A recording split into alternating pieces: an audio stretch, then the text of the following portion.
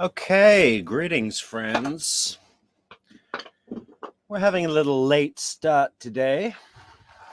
We just had a beautiful meal, and the real reason is that we're coming in a little later than usual for some of our American cousins right across the pond there, stateside, back east. Of course, to me, it's back west. In fact, I looked up today the latitude. What is directly across the Atlantic Ocean from where I am? Anyone want to guess? Myrtle Beach. Myrtle Beach. Yeah, I think the beach is better here. I've never been to South Carolina, but I haven't heard the best things about Myrtle Beach in particular. I'm sure there's lots to do. I'm sure it's very nice. I'm sure it's a lot better than spending 1 minute in Tallahassee, especially if you're an Adelson. So today on the docket, what do we have? We have, by special request from our number one fan, Tamara. Sorry, I just forgot her name. Tamara. What is her damn name? Demko, who may be some Japanese origin in there. Could Demko be a Japanese name? I've seen some pictures of. Hey, you know what I'm going to do? I'm going to share with you guys some pictures of Tara because, personally, to my tastes, I know this isn't really what this video is about, but I find her way more attractive than Wendi Adelson. Everyone says, "Oh, Wendy's evil," but damn, she's good looking. I don't see it. She scrubs up well. She has expensive clothes, spends a lot of time on her hair. And yeah, okay, she's got naturally good hair that you can work with. But those eyes, those green blue eyes that everyone talks about, I find them windows to hell. They are disturbing. I was looking at a picture today that I put up on the tweet. Do we call it Twitter anymore, or do we have to call it X? I really liked the name Twitter. I don't like the name X, and I don't like Elon Musk. Anyway, back to the story. Tamara. Yeah, here she is. Oh, hang on. I need to find a mug for my coffee. Hot coffee. Oh, we need Roberta Glass on here to do her Donna Adelson impression. I'm not going to plagiarize her main theme, but hey Roberta, if you ever want to come on to this channel as a guest, I'm sure that's high on your list of priorities, right, Roberta? Yeah, I know you're watching. Come on, don't lie. Okay. Okay. Sorry, guys. Just give me a second here. I got no lights on. We need a mug and we need the coffee. The coffee. Hey, Donna. Hot coffee. Does anybody watch King of Queens? You know, with Doug and Carrie? Because I remember this episode where Carrie, who's from Queens and talks like she's from New York all the time, you know. She gets a high-profile job, and they want her to talk nicer, and she has to practice, but she can't lose her thick New York accent. I just imagined like Donna in the same situation. It gave me a chuckle. So anyway, what are we doing today? We are looking at Mentor Lawyer. Thank you, Mentor Lawyer, for providing the content. Not that you gave permission, but we have left a link to your channel in the description for this video. And by the way, I think it's a 6-part video series from Mentor Lawyer. They're all pretty short. This one's only 11 minutes 52. But the first episode I could find was episode 2. So I don't know if that's a mistake, or I don't know if Mentor Lawyer took something down or what. But instead of me talking while I'm doing this, I'm just going to press play, and I'll get back to you with some kind of introduction if that's required. You know, it might not be. Who knows? Let's see. Became a hard line. They would call it, you're either Team Danny or Team Wendi. And they would actively refer to this. People that are associated with all. And Danny himself and Wendi herself. They would say Team Danny, Team Wendi. It was kind of unnerving, actually. And I was like, I don't want to pick a team. I've become friends with her, too. But he was a wreck. And she... So...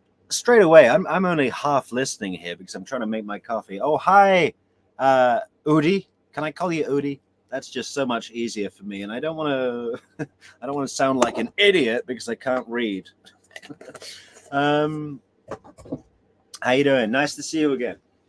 So yeah, straight away, this lady just seems really well adjusted. You know, she's saying that this couple, Dan Markel and Wendi Adelson, they're running around the place trying to divide their friends, going, you're either Team Danny or Team Wendi, pick a side. And this one seems like she was the only person mature enough and forward thinking enough and not wanting to get into these high school games enough to say, look, what are you talking about? Pick a side. I've become friends with both of you. I mean, really what I think was going on is, I don't know if she and Professor Markel have history, you know, romantic history. I think they went to college together at some point, but I can't remember that offhand. But she clearly likes him on an intimate level, and I don't necessarily mean intimate like they were having sex, but you know, deeply is what I mean. It wasn't a casual friend. They were like family, really, really close, I think. And you can see that in how shocked and upset and genuine she is. So it's going to be a bit of a different spin tonight. We usually like to have a laugh and poke some fun, but this is a bit of a heart jerker for me, at least. You know, she's just really upset about her good friend, but she comes in with some real moonshiners for pointing the finger in the right place for Tallahassee PD, right? She's got some interactions with Wendi she's going to discuss, and with Harvey. That's really interesting. And, you know, just like Jeffrey Lacasse did, although this lady speaks a little slower, which is nice because Jeff Lacasse last night was making my head spin in a good way. Yeah, let's go. Oh. Didn't want to live in Tallahassee. She hated being here. She was a you know, a more of a DC girl or Miami, and he started dating Amy, and we'd still go out, and he always, you know. You know, maybe instead of sending Wendi Adelson to prison, we could just send her to live in Laughlin, Nevada, or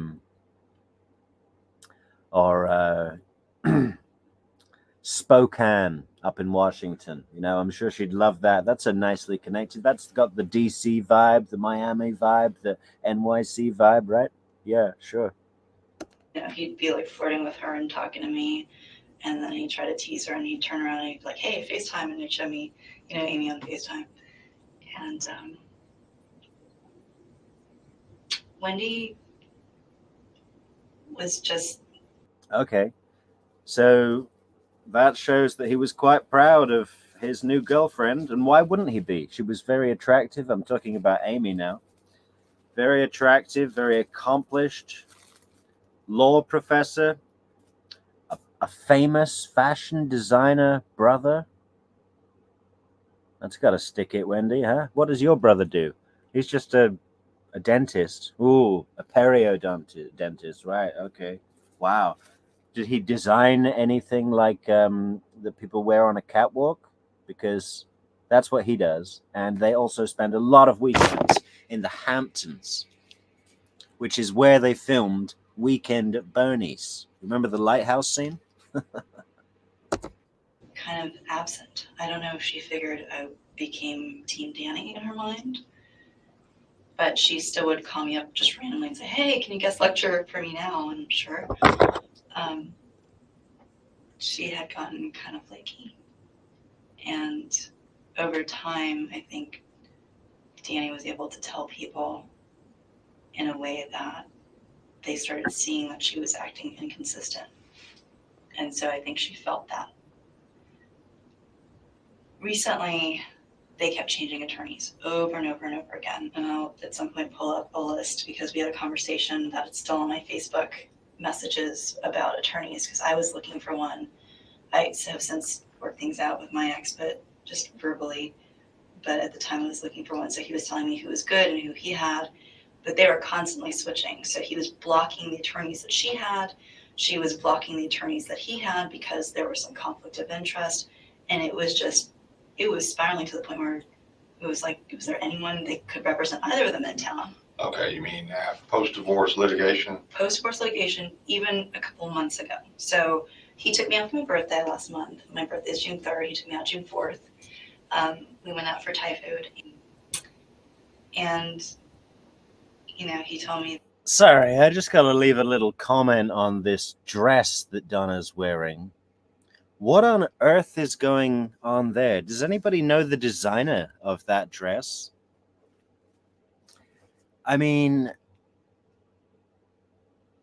again, like with the dress Wendi chose to wear to her son's bar mitzvah in a synagogue in front of a rabbi where she looks like she's going to work in a bordello as the lead girl in a bordello. And now Donna with this dress is like the madam, like she works in a whorehouse as the madam who makes sure that the girls don't get too roughed up. What is going on? Where are they going out that day? I mean, it must be something pretty grand, right?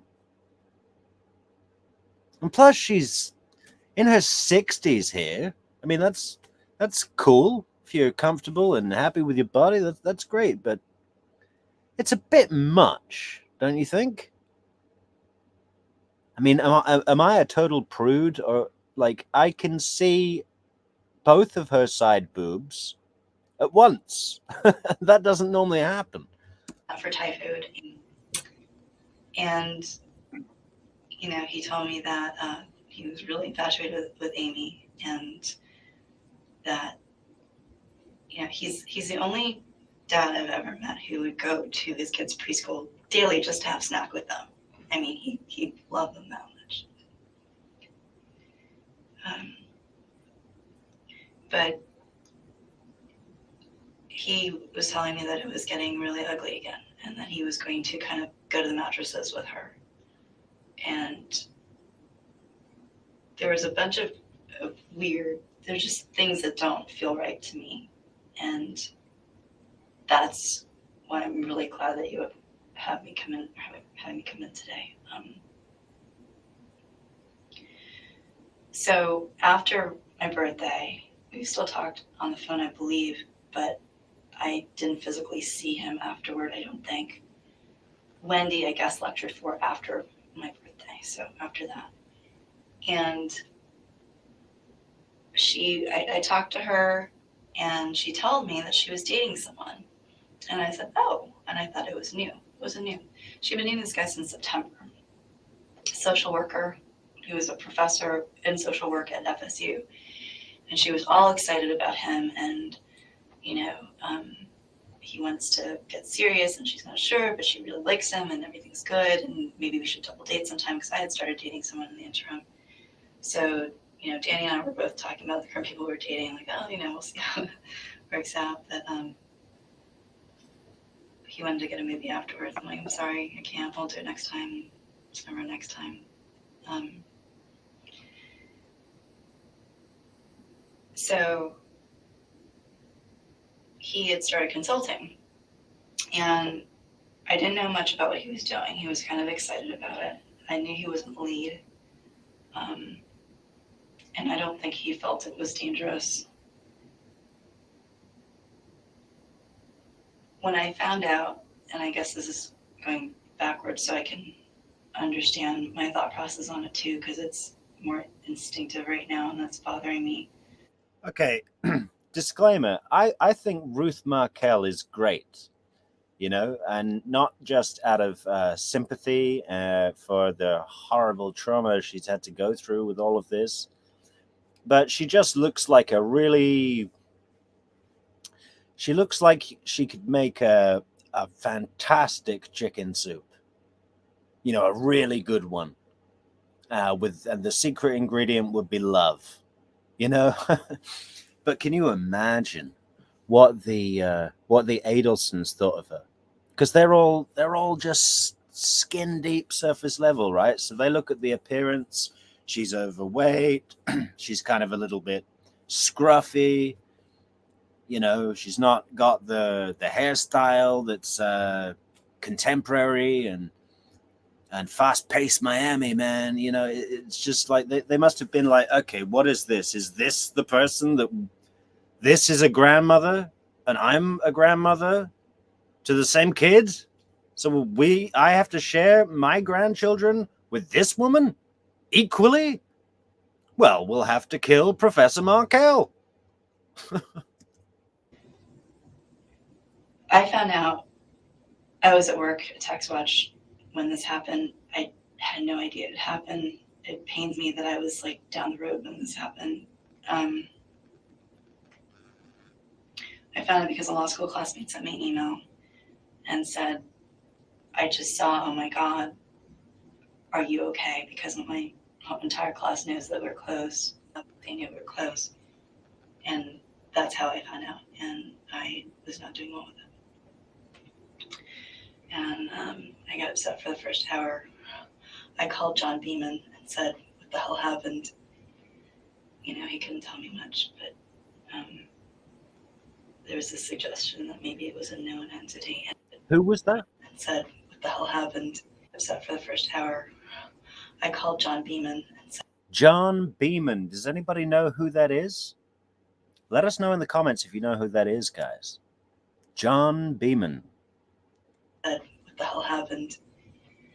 He couldn't tell me much, but there was a suggestion that maybe it was a known entity. And before we even got to him saying that, I was thinking about the relationship with Wendi, and it just didn't feel good. Did not feel good. And got off the phone with him, and I found Amy's number, and I talked to Amy. You see, that awful, stupid dress that Wendi loves to wear, twice in court and at least one time that we know of at some kind of, she was giving a lecture of some kind, a boring lecture. There's no side boob going on. There's no massive cleavage like when she was at her son's bar mitzvah in the synagogue in front of the rabbi and all her son's early teenager friends who get a hard on every 10 minutes. So, come on, Wendi. And what are you smiling about in court, you sick individual? I found Amy's number, and I talked to Amy for a long time. And talked to his other friends, Maya and Alex. And Oh, that's Amy. And then I felt like, and so Amy said to me, if someone intentionally killed Danny, if I go down there, what if they try to hurt me? Because she was feeling like something was off too. And I said, well, I have a concealed carry. I'll take it with me. Just come. You can stay at my place. I'll pick you up. So that. Wow. Imagine that. Like, I don't know how many of you all that are watching own guns, but as I am a European, we don't have a lot of guns here. Different deal, and it's just I'm looking at these two women. So the one on the right is Amy, the girlfriend of Dan Markel, who's up in New York with a fashion designer brother, and she's worried to come down to Miami because if someone hurt Dan intentionally because they were angry at their relationship, Dan's relationship with Amy, what if they came after her? And then Tamara over here says, well, look, I've got a gun, so I'll bring it.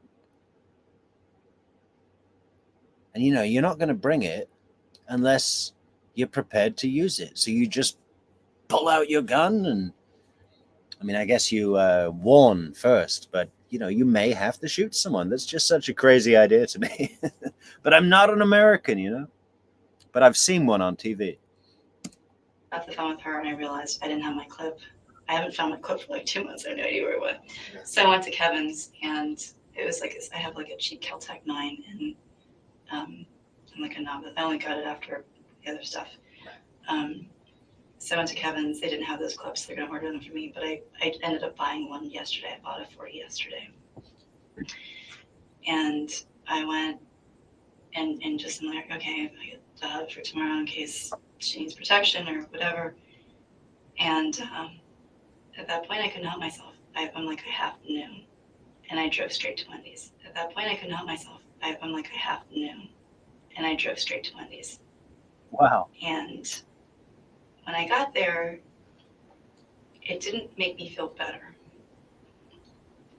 And I hate saying it, I do, because I feel disloyal somehow. But I got there, she had her friend Janine, who I hadn't really heard about before, and Janine's husband, I guess. I can't remember his name. Is it Janine or Jane? Is it Jane from, Jeffrey Lacasse, very jealous? I'd be looking into Jeffrey Lacasse. Or is there another person called Janine that I can't remember? Something short and interesting. But she opened the door and she looked fairly calm. And she hugged me. I didn't say a word. And she just said, I'm so sorry to me, because she knows how close we were. And then it was odd because it felt like Janine was playing bodyguard and being very, and like, who is this Janine person? Her mom came out, I hugged her mom. The boys were running around like nothing was going wrong. And I was so glad. Yeah, did she even tell the boys yet? They've not been, because of course Wendy's had to put on this pretend happy face for the boys' sake, sick individual. Had to see them. Like, I wanted to be near some part of Danny. And I asked the mom, like, how did you find out? She said, we're in Miami. Wendi called from the police station. We drove all night. And she seemed appropriately, like, upset. Then her dad, who I've met half a dozen times, Coral Springs, up here. I swear to God, man, Harvey Adelson, throughout his life, every single photograph of the man, of this guy, of this criminal, is the same. It's like a cardboard cutout, right? Same expression, same angle of the head, same shoulder poise, everything. It's like someone's cut out a big cardboard thing of Harvey Adelson and they carry it with them under their arm, like with him sideways. He gave me this look, and I don't know what my facial reaction was to it, but I'm almost positive it was one of suspicion and anger because he can't even look me in the face today. And it was awkward, and it never had been before. That really bothered me. Was it common for him to look you in the face? I mean, some people yeah. just don't do it. No, not like an Asperger's kid. No, he was, yeah, absolutely. At least when someone's talking, generally you're listening. It's funny, she just said not like an Asperger's kid. I'm Asperger's. What is she trying to say?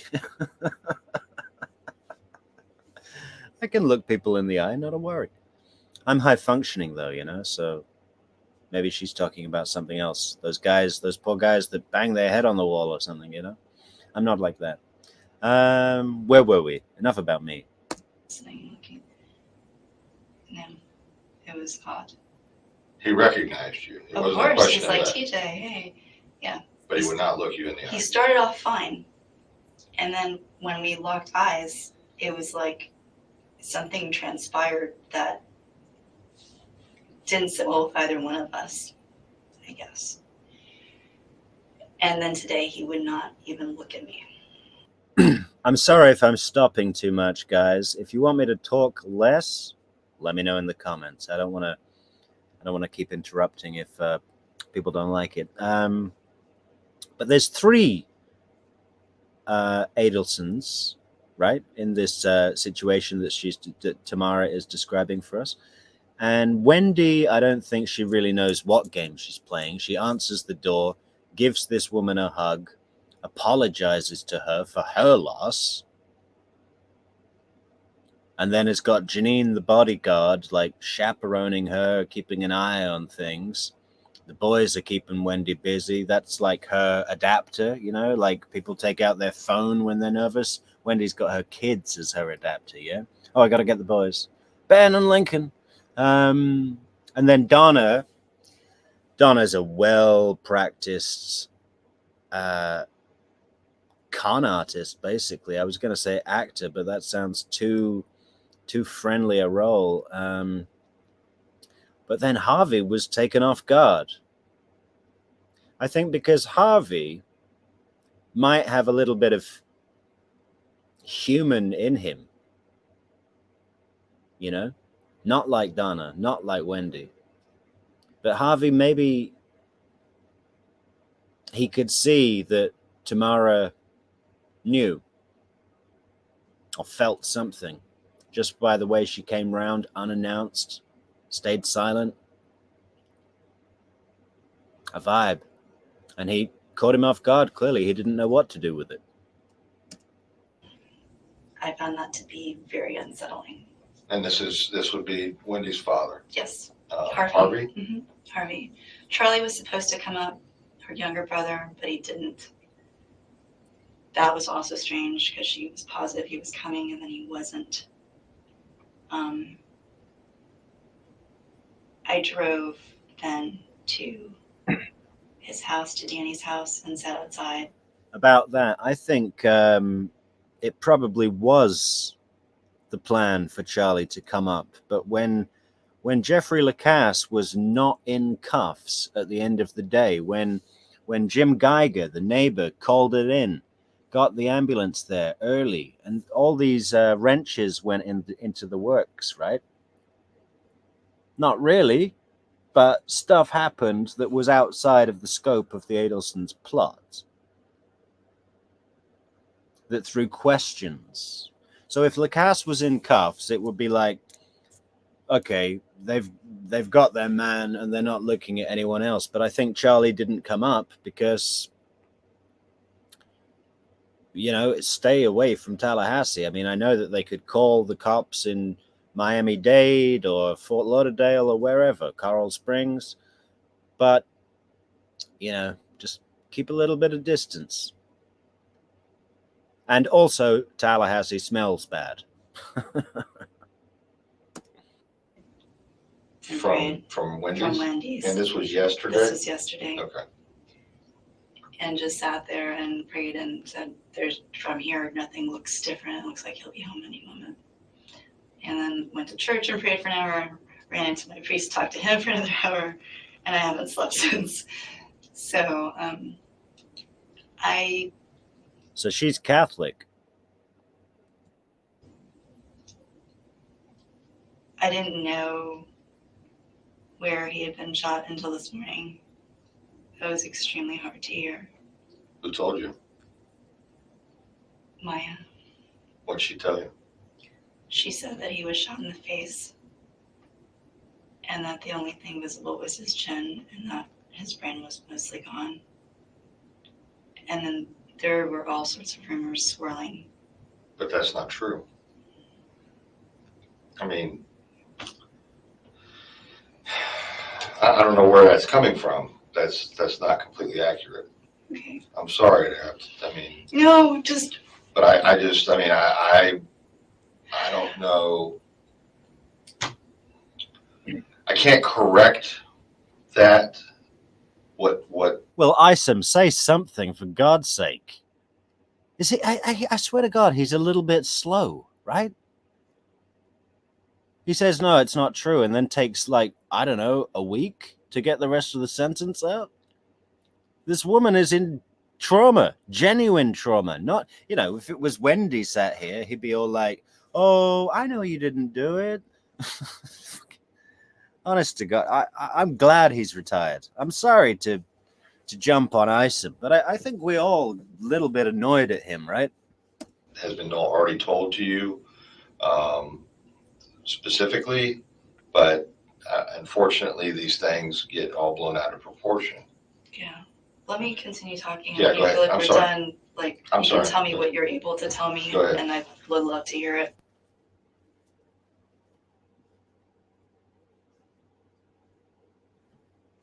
Oh, hey, that was the end of part one, but not our part one. Mentor Lawyers part one. We're going on for more, but first, let's have a look at some comments. Hey, Rabbit, how you doing? Good to see you. Where are we here? I think Amy Adler, being as successful and accomplished and beautiful as she was, may have been yet another thing that drove Wendi over the edge. Absolutely. Like I said, she's not going to be sitting in Miami in an apartment block, going to Whole Foods and the gym and some lecture while Dan is up in the Hamptons. Charlie loves his jet skis, doesn't he? How'd you like to take them out into Hampton Island? Dang, need to, okay.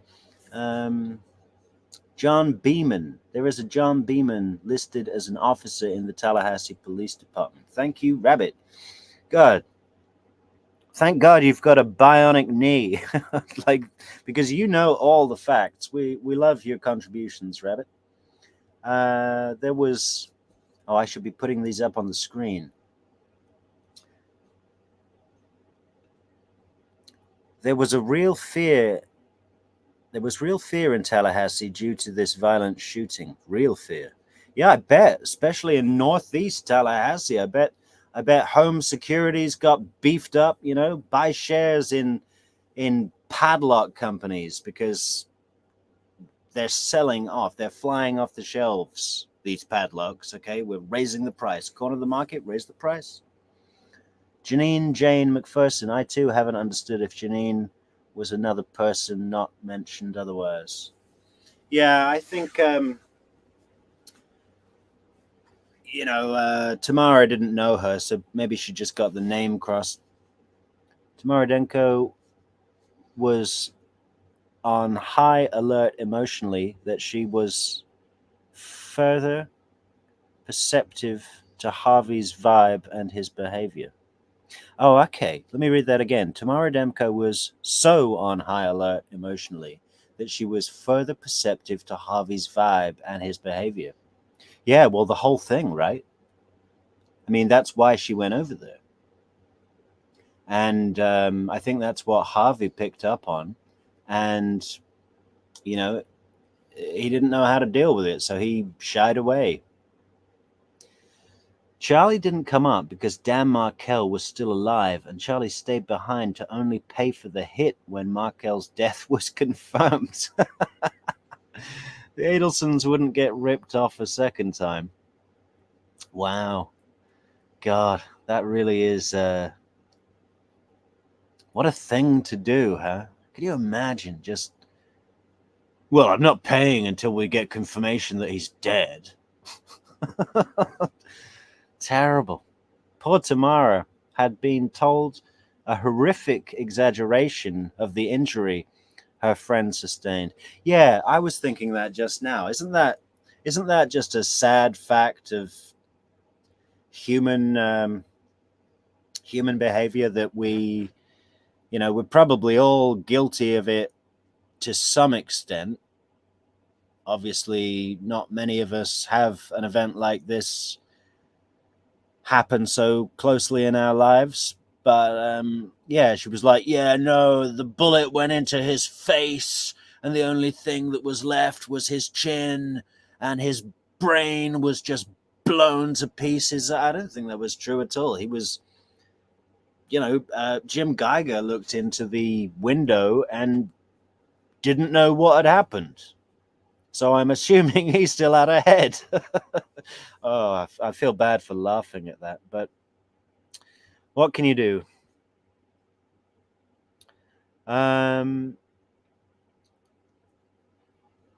When it's said Amy Adler went to the Hamptons, it's actually far more exclusive. He has a house on Shelter Island. That's huge money. Wow, really? That is I'll have to look that up. I haven't heard of Shelter Island. Obama lives in the Hamptons. Shelter Island is for the wealthy folk. Okay, so it's like the West Palm of New York or something, right? I bet Epstein was up there all day long. Obsessive alcoholics. Welcome to the chat, obsessive alcoholics. Wendi probably wears a D-size bra cup, but I bet they are really saggy, judging how they look in the red dress. Good point. Good point. Yeah, I could concur that from personal experience.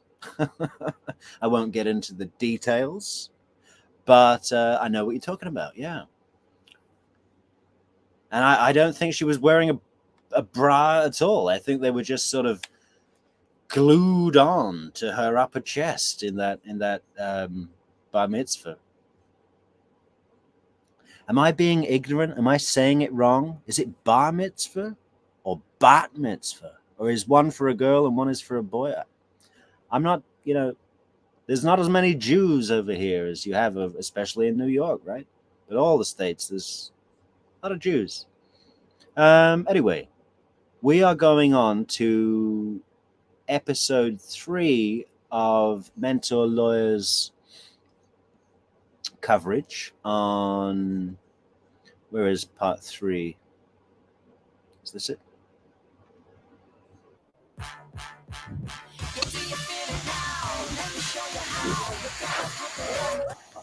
Yeah, you guys don't have to watch ads on my videos yet, but I have ads, so you have to watch mine. And anyway, let's get on with it, guys, or get into it. That's what everybody says. Let's get into it. But it became a hard line. They would call it, you're either Team Danny or Team Wendi. And they would actively refer to this. Danny People that are associated with all. And Danny himself and Wendi herself, they would say Team Danny and Team Wendi. It was kind of unnerving, actually. And I was like, I don't want to pick a team. I've become friends with her too. I don't think that any one of them... About becoming friends with Wendi? I don't think so. And not through any fault of Tamara, but I don't think it's very possible to make friends with Wendi. Wendi doesn't have friends. She has people. And I think Tamara, just a nice person that she seems clearly to be, was good friends, very deep good friends with Professor Markel, and just wanted to be mature and support him in whoever he chose as a wife. And then when they got divorced, not get dragged into some high school drama about Team Danny, Team Wendi, and all that. And as far as I'm concerned, and maybe I'm painting Professor Markel with a rose-tinted brush here or something, but if he was saying that, I would say he would be at least half joking, like, "Oh, you Team Danny or Team Wendi," you know. I don't think he would really care. Obviously, Wendi did. Physically pulled the trigger. I think it is extremely odd that Janine all of a sudden is tagging on. I found it extremely odd that Wendy's boyfriend that she was so excited about a few weeks ago was not there. When I was leaving, I said, well, where's your new guy? Shouldn't he be here to comfort you? And she's like, there's no new guy. And I was like, that's interesting timing. There's just a lot of interesting timings that don't feel right here. And and Wendy's gone through a lot. She's gone through a lot with this. So it could just be that she's grieving, and I hope that that's the case.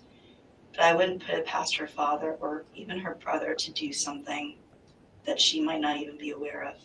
You talking about this Charlie? Charlie, maybe. Charlie really cares about her and hated Danny for stuff. But her dad, I mean, there was a lot of animosity. I don't know whether she told them that he had been abusive or what. I don't know. But I hope that's not the case. I just, everything I've heard does not feel random at all to me. And it feels incredibly intentional based on talking to Amy. She talked to him the night before, and he usually sleeps in bed with the kids. And there were nights when I would go over and we'd sing lullabies to the kids to put them to sleep. And he dropped them off at Creative, and Amy figured he was coming or going from the gym because that was the routine. But it sounds like someone knew the routine. Going from the Creative Preschool to the gym to home? I don't know which order that was. I don't know. He had the kids the night before? He had the kids the night before, according to Amy. Okay. And the last time they texted was something like 12:30. One of them said that they were going to be, tired, going to sleep. I think she said she was tired, she was going to sleep. And they didn't, they didn't talk that morning. Okay. And then she couldn't get a hold of him for the rest of the day, obviously. He was finally feeling happy again. He was feeling hopeful. Things with his kids were great. Wendi was this huge elephant in his life for him. I mean, it was consuming. Not that he was obsessed about it, it just he wanted it to end. And it just seemed like it was never going to end. The latest claim was that she had concealed $500,000 in assets on top of having the family. $500,000 in assets. Look at that. Yeah, and I'm keeping the jewelry, including your dead grandmother's Holocaust diamond that she smuggled out of Auschwitz. You ever see Pulp Fiction, where they tell you how Bruce Willis's dad got this gold watch out of the POW camp in Vietnam? Let me know in the comments if you know what I'm talking about.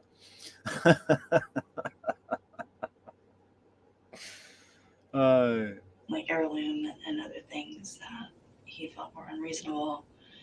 And he had claimed to Maya and to Alex, apparently, that there was something that big that he was going to drop a bomb on her in the next week. A legal bomb that would discredit her statements, particularly with regard to financial matters.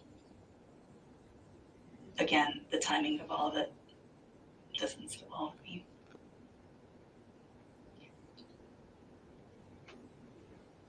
I have been trying to gauge Wendy's family's reactions to things because I've been around them, and even when she first left him, I mean, I went over to her house. Her parents were staying there. I had a drink with her mom. Like I've seen them and how they react to things, and something feels off. And it could just be, I hope it is, because I don't want Ben and Lincoln to grow up with, really orphaned. And if it does have to do with that family, I hope Wendi had nothing to do with it and is triply devastated that something was related. But I don't know. I don't know about the consulting. Maybe there was some risk, but my understanding was that he was not lead, which shouldn't have made him a target like that.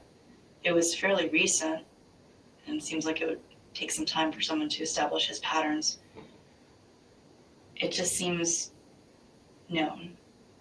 The outpouring of messages I've gotten from his students, from my classmates, from my friends, is all past and present. He was a great criminal law professor. Students liked him. I don't think it was some strung out student who didn't like their grade. It doesn't feel right to me either. If it was some weird tangential thing related to consulting, I suppose that's from the possibility, but it still doesn't feel quite right. It just feels very personal. It feels very personal. And I want to give benefit of the doubt, but on some gut level, I have this anger that's there. And he didn't deserve this. But no,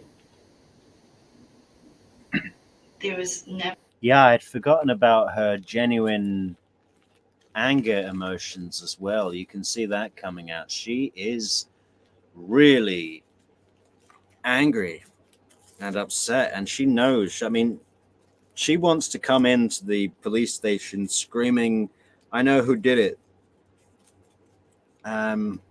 If she did that, she probably wouldn't have much credibility. And remember when Wendi was saying about a friend who took in Wendi's interview now, she was saying about a friend who really took Dan's side after the divorce. And, I think she's talking about Tamara, because I think she'd identified that Tamara was a risky,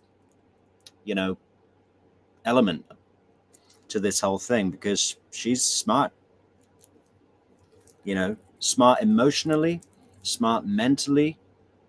And, if she said, "Oh, yeah, well, she took Dan's side after the divorce," you know what I mean? It kind of it calls into question any credibility she might have if she came to law enforcement with information, right?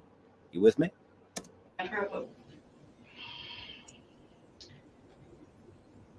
It wasn't just that she was treating him poorly, like in a typical situation. There's strangeness about it, either because she was changing stories or she was being incredibly evasive, and it really bothered him. But I tried to not let it bother my friendship with her and tried to keep them separated, which is not many of the friends did that. People were like Team Danny or Team Wendi. I tried to straddle both. I was probably the only person who was able to straddle both. And it would break my heart, which is actually already broken, so I guess I can't fall too much further.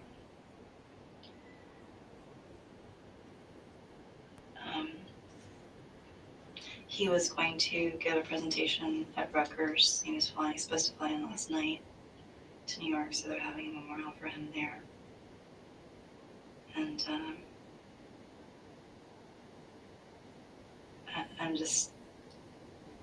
I'm so full of memories, I'm just in utter disbelief. I'm almost positive at some point we discussed him having a will. I don't know when in this time frame it was at all. But I feel like he has one. No idea where. He was willing to pacify Wendi for a long time. He wanted to get back together with her. He offered, I'll change, we'll get back together, the important things of the family. She wouldn't have it. And so every time it was the type of thing where if he was going to have an extended period of time away, he would give her right of first refusal. She never returned the favor. If it was only for a little night, and she's like, okay, well, do it, and she would generally not accept. But she absolutely would never return the favor, even if it meant people coming from South Florida to come and watch the kids. That really bothered him. But the dance that they did was very painful. Okay, we've got some major speculation going on the Wendi Adelson dress. Maybe we should set up a whole new feature series about this dress, because I think there's a lot to talk about and unpack, right? And I know what you're thinking that we're going to unpack. Well, not on this show. But no. Yeah, what were her motives? You know, I'm assuming she dresses herself and doesn't have a royal valet to dress her, but supposedly, presumably, she chose that dress herself, right, for this occasion. Probably bought it especially for this occasion. You know, it's a pretty big deal, even for these closet anti-Semitic, possibly Jews, the Adelsons, who never miss a chance to well, what is the word? I'm trying not to swear, and I think I've lost most of my vocabulary. They never miss a chance to shit on the local Jew stuff, as Wendi calls it, right? They're just totally not into it and actively against it. It's not like they're just removed. They hate it all. So is that it? Is she disrespecting the ceremony?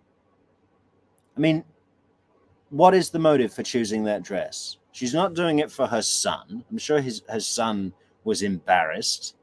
I'm sure all his mates loved it, and now they're telling him his mom's really fit and like what they want to, you know,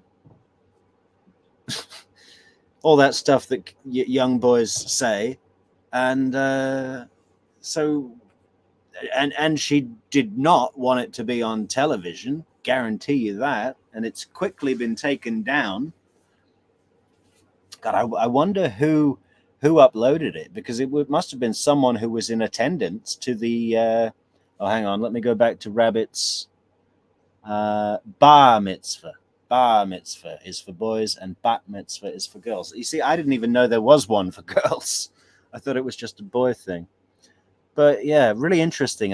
What do you think her motives were? Rabbit, what have you got to say? Oh, no, Obsessive Alcoholic says, Lincoln seems to be pulling away from his mother not because he hates her, but because he doesn't want to wind up motorboating his mother's breasts. Yeah, him and all his friends could jump on those. Rabbit says, to begin, it's beyond shocking to wear a non-neutral color to synagogue, as you are not supposed to create attention to yourself, but red, yeah, I believe that. I do know one fact of the tradition of Jewish ceremonial procedure, and that is at a, what do they call a wake?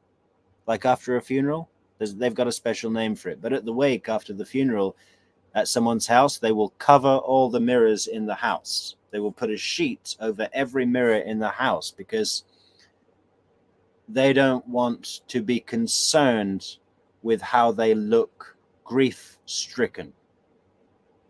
Yeah?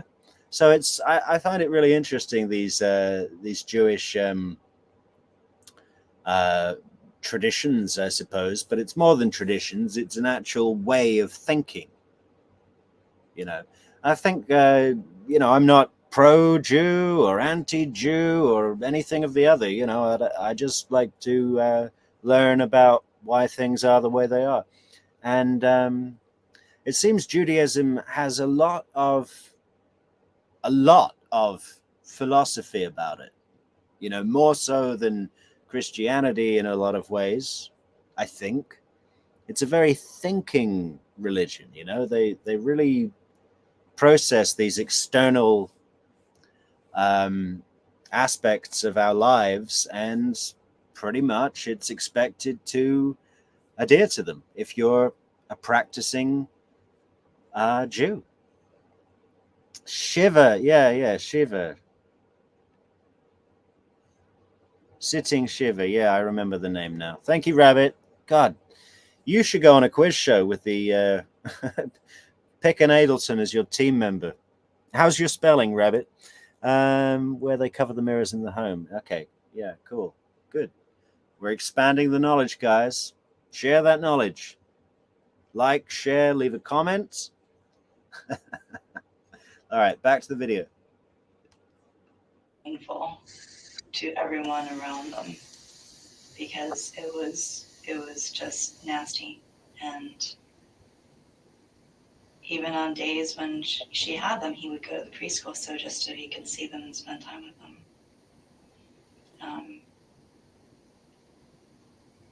He referred himself as Abba in Jewish tradition, and he really wanted them to be raised Orthodox. And this was a huge... I looked up how to spell Abba the other day, and it's A-B-B-A, like the band. And then I was thinking, oh my God, are the band, ABBA from Sweden, did they name the band after father in Hebrew? But no, it's their names, isn't it? It's the letters of their names. Björn something, Björn Anderson or something, and everyone is B and A. Anyway, next. Huge bone contention between the two of them. They agreed on it when they got married. And then over time, she made it fairly clear that she was not into that. So for the first year after the kids were born... Yeah, after time? What, you mean like at the wedding when they brought kosher style food and Dan Markel's own rabbi who had come to, what do you call it, officiate the marriage, had to leave the wedding? Yeah, that was made pretty clear that they weren't into it. First year or two, they did the ritual, they sang songs, they were teaching them the songs, everything seemed good. And then she just didn't want to go to temple with him and sort of declined. And then they were actively fighting post-divorce as to what the upbringing would be. And she didn't want them growing up in some kind of Orthodox way. Absolutely not. And she knew that that's... Yeah, can you imagine that with the boys at, well, I guess it's after the bar mitzvah, right? Because then they get the ringlets and the hats and the little skull caps, and the Adelsons wouldn't like that. That wouldn't fit into the Icon building down in South Beach, would it now? That was his heart. So there was never going to be peace about that. Everyone knows, and I've heard people... And just a note to everyone out there who hasn't had any kids yet, these sorts of things like agreeing whether or not to raise your children in a religious upbringing, if that's really important to one person, like the father, and it's not only not important, but it's important that the children not be brought up in that way, that's the sort of things you need to discuss and clarify before you get pregnant. You know, that you're just gonna have a recipe for disaster if you fail to do that. So please, these poor kids.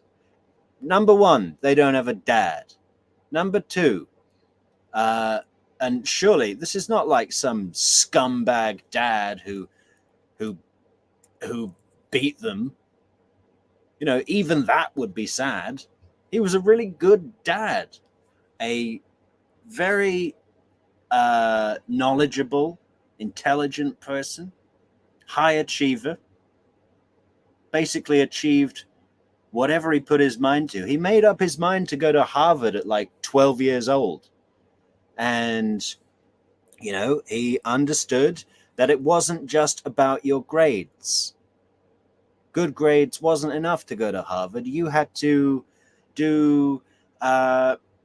show a lot of initiative, extracurricular activities. He was in charge. He was chief editor of the school newspaper and things like that.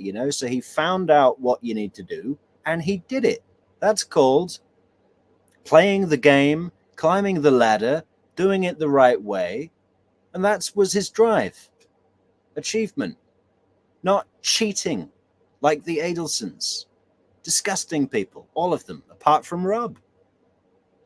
And I hope we get to see Rob in Donna's trial. I think we may well do. I think finally we're going to get to see Rob talk, because I know that there's a little bit of footage and information out there about him, but he's been so out of this, and can anyone blame him? But he's another casualty of this collective narcissism. In town write me when I haven't even commented to them, saying, I just heard this is domestic. Have you heard anything? And I'm like, I'm not discussing this. But I tell you, I wouldn't want to mess with Tara, man. She's got power, and not just because she's got a concealed carry. But that Wendi has all clear. She can move wherever she wants, all that kind of stuff. I don't think she would hurt her children that way. I want to believe that. I could see her getting overwhelmed enough with the situation to complain to someone who would want to make it go away. How you doing tonight? And I also feel it's weird that her social worker boyfriend, poof, so suddenly after just bragging about him so recently. When was that? When was the latest time that she was talking about him? Okay, let me figure out when I guest lectured.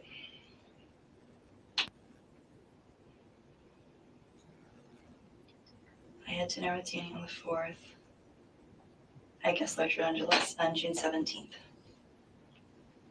That's the one that you wanted to refer to later, that you were asking me to remind you about?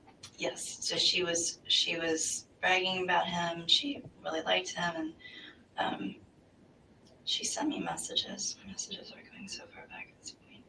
Let me pull it up. When you're guest lecturing, she's not there. We talked before. Okay. There's Danny's message. As far as on the 17th, there it is.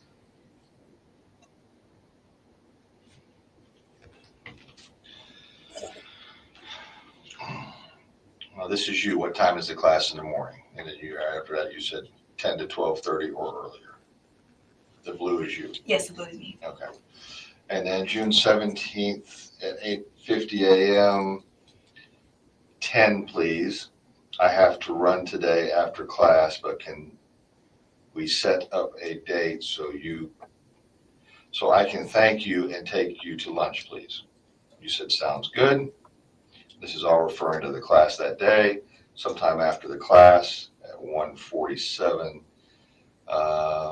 she says, "You are brilliant and beautiful and amazing. Many thanks for teaching class today." And then you said, "Let's do a double date." I'm sorry, she said, She said, "Let's do a double date. date." Yeah. Okay, so she said, "Let's do a double." I didn't respond to that because that felt weird to me. Right. Um, But she's referring to the she's social referring to worker. the social worker boyfriend. Do you know his name? They were Facebook friends. I don't know if they still are. She had his picture up. They've been dating since September, she told me. Dan knew about him. He mentioned him to me when we went to dinner the week before, or a couple weeks before. And his take was kind of like, well, if she's happy, why isn't she just, getting on with her life? He apparently went poof shortly thereafter. That's less than a month. I guess my question to that would be, he's a social worker. If he wasn't inclined to do something on her behalf, did he just find her to be getting too out of control to be with her? I don't know. Unless it was her decision. Did she say he was a professor of social work? Professor. Okay, so He's licensed. FSU or? Yes, FSU. By the way, I don't think Jeffrey Lacasse got back from Tennessee until the 21st of July.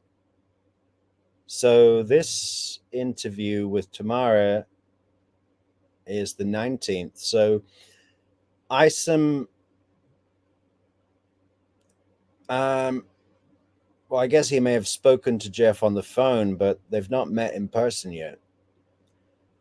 So there's still question marks around him, probably, in Isom's eyes, General Isom. College of social work professor. He looked a little bit like Danny, I suppose, looked when he was younger. Okay. You met him? I did not meet him. You saw his picture? I saw his picture. Mm-hmm. And is this the only guy in her life? So, good question. When Danny and I were at Thai food that night, my birthday, Ken Lawson, who's the secretary of DBPR, he happened to be there and he said hello, and Dan said hello. Okay, big welcome to Muse Studio. Make sure you've subscribed to the channel, Muse. We've got loads of content coming out, and Muse says, Wendi admitted that she wears colored contacts. But then Obsessive Alcoholic says, Muse Studio, that's her real eye color. I don't think you're right, Obsessive. She admitted to Isom, General Isom. General Isom said, do you wear contacts? And, referring to eye color, when she was talking about the clerk in the liquor store where she bought the bullet bourbon, and he said, oh, your eyes are really blue. And Isom said to Wendi, as she was recounting that story, do you wear contacts? And she goes, I do. And I also speak Spanish. We had paella. And it was mucho bueno.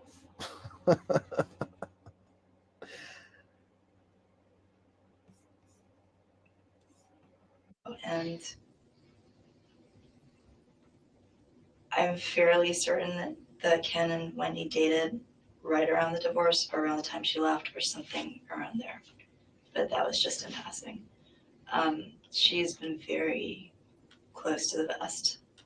And I didn't know she was dating anyone. I mean, I heard from Danny, but then I didn't know from her that was the case. And I don't think he knew from her. I think he knew from other people telling him. So that was kind of odd. And even if they had just broken up and things were good, like. Anybody think Katie is missing the beach? Look, she's got a nice little, what is that, a pina colada, a mojito or something down on the beach. And Wendi with this not good hair day going on. Look at Katie's hair. That's all nice. And Yindra Mascaro Velasquez. Velasquez, or is it Velasquez Mascaro? What a cool name. Yindra Velasquez Mascaro. Wow. Sounds like a James Bond villain or something. I would still be over helping to comfort her yesterday. You know, that's a big deal, especially with a social work background. I'm like, Janine, according to her husband, I guess, he wasn't there, but Janine was with Wendi when she found that one. Janine's like, I went to the police station with her, but it felt very, I was like, is she an attorney? Is she representing her? It felt very guarded, very, very guarded. Like you like her personal bodyguard now, and almost like guarded with the children around me. And I'm like, that's really weird. You know, her again. Wendy's mom seemed fine. Anyone else, I can't say. You don't suspect anything suspicious about her mom. Not so much, no. But her dad, you're feeling some vibes because of him not wanting to look you in the eye yesterday. And then today not wanting to look me at all. No. Did he acknowledge you at all today? No, he didn't. Not at all.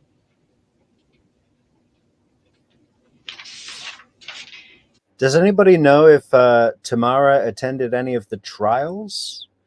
Because this is the day after he was shot. This is 10 years ago.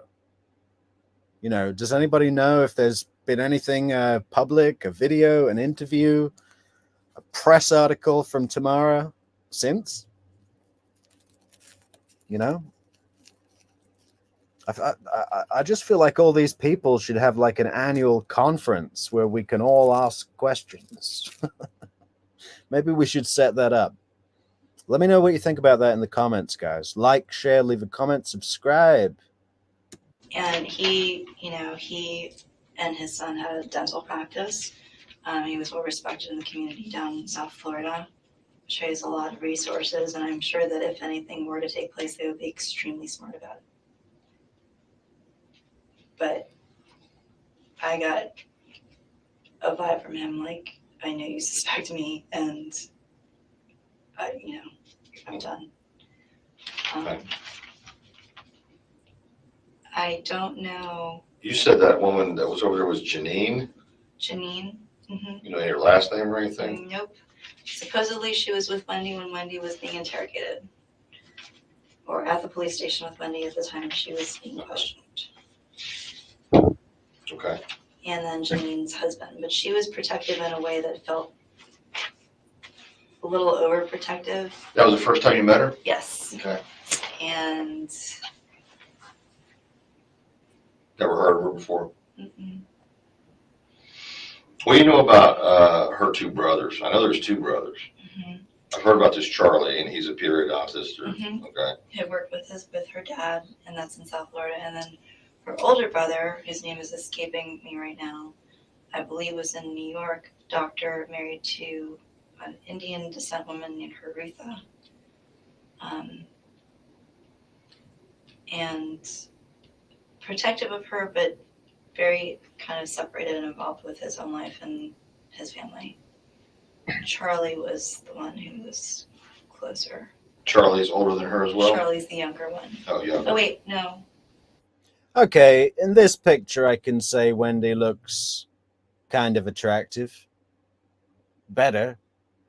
But still a psycho. I can just tell. I would run a mile from this woman.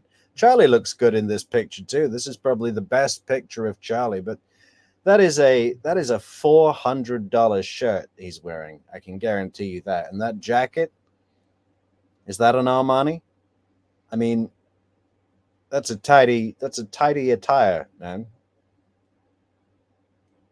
What did you spend, like a year on your hair?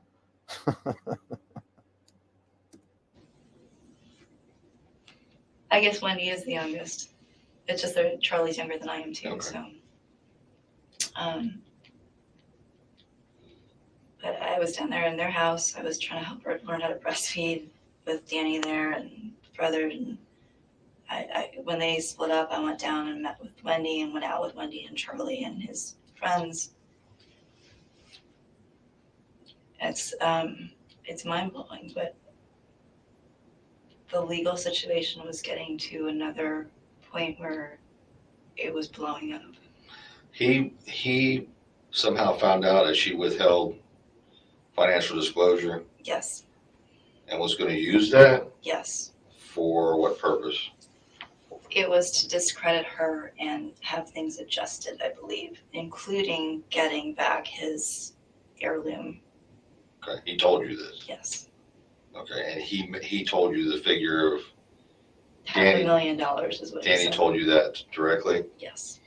So in other words, when they were going through their divorce proceedings and they each had to file disclosure statements, Correct. she shorted it by $500,000. He said she fraudulently did it, yes. And he didn't bring it up then. Or he didn't know about it. Okay, Rabbit. Yeah. Katie and Wendi are both the same vicious, self-centered, murderous females. They are Jezebels. Definitely, I'd put Wendi as a Jezebel. If anybody doesn't know, wicked, shameless, licentious, just a woman without conscience. The ends justify the means. Total manipulation. I just don't think. I just think Katie was an idiot. I think she really kind of gets it now, and not just because she's been in prison for 8 years. I think that time possibly has given her the time to reflect, and I think she regrets the choices she made and is ashamed by them, not just because she's caught, but because of the situation. I think she's ashamed. I'm not saying that that's enough, but if anyone out of this story gets any kind of deal for early release, would there be any member of this party that would deserve it more than Katie? I don't think so. I think Katie is the least evil person. You got Sigfredo and Luis who are just like, they're just gangsters, basically street thugs. They've done all sorts of things, a lot of violence and whatever, and robberies, and they're not good people, are they? They're probably okay to their family, and then the Adelsons are totally just all from hell. And Katie, I really think if Katie got a deal and it was like, okay, Katie, we're gonna let you out in another 10 years, but you are on an ankle monitor constantly for the rest of your life. If you go more than 100 yards from your front door, you're going straight to jail. You go to work, you go to the store, you look after your kids, that's it. And you contribute to society. And by the way, 40% of your paycheck for the rest of your life goes straight to the commission of the Dan Markel statue, 30 feet high, made of steel, in Florida State University, in the main courtyard, head of Wendi Adelson in the other by their hair. That's where your money's going, Katie. The statue of Professor Markel. He didn't know about it then. But he's discovered it since. Yes. And so. And he talked about it even before we went to dinner on my birthday. Did he talk about it to anybody else that you know of? I'm sure he talked about it to Alex and Maya.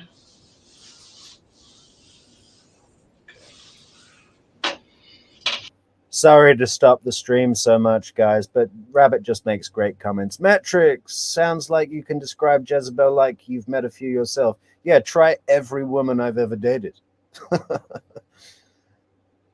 I was looking around my place the other day, and I realized that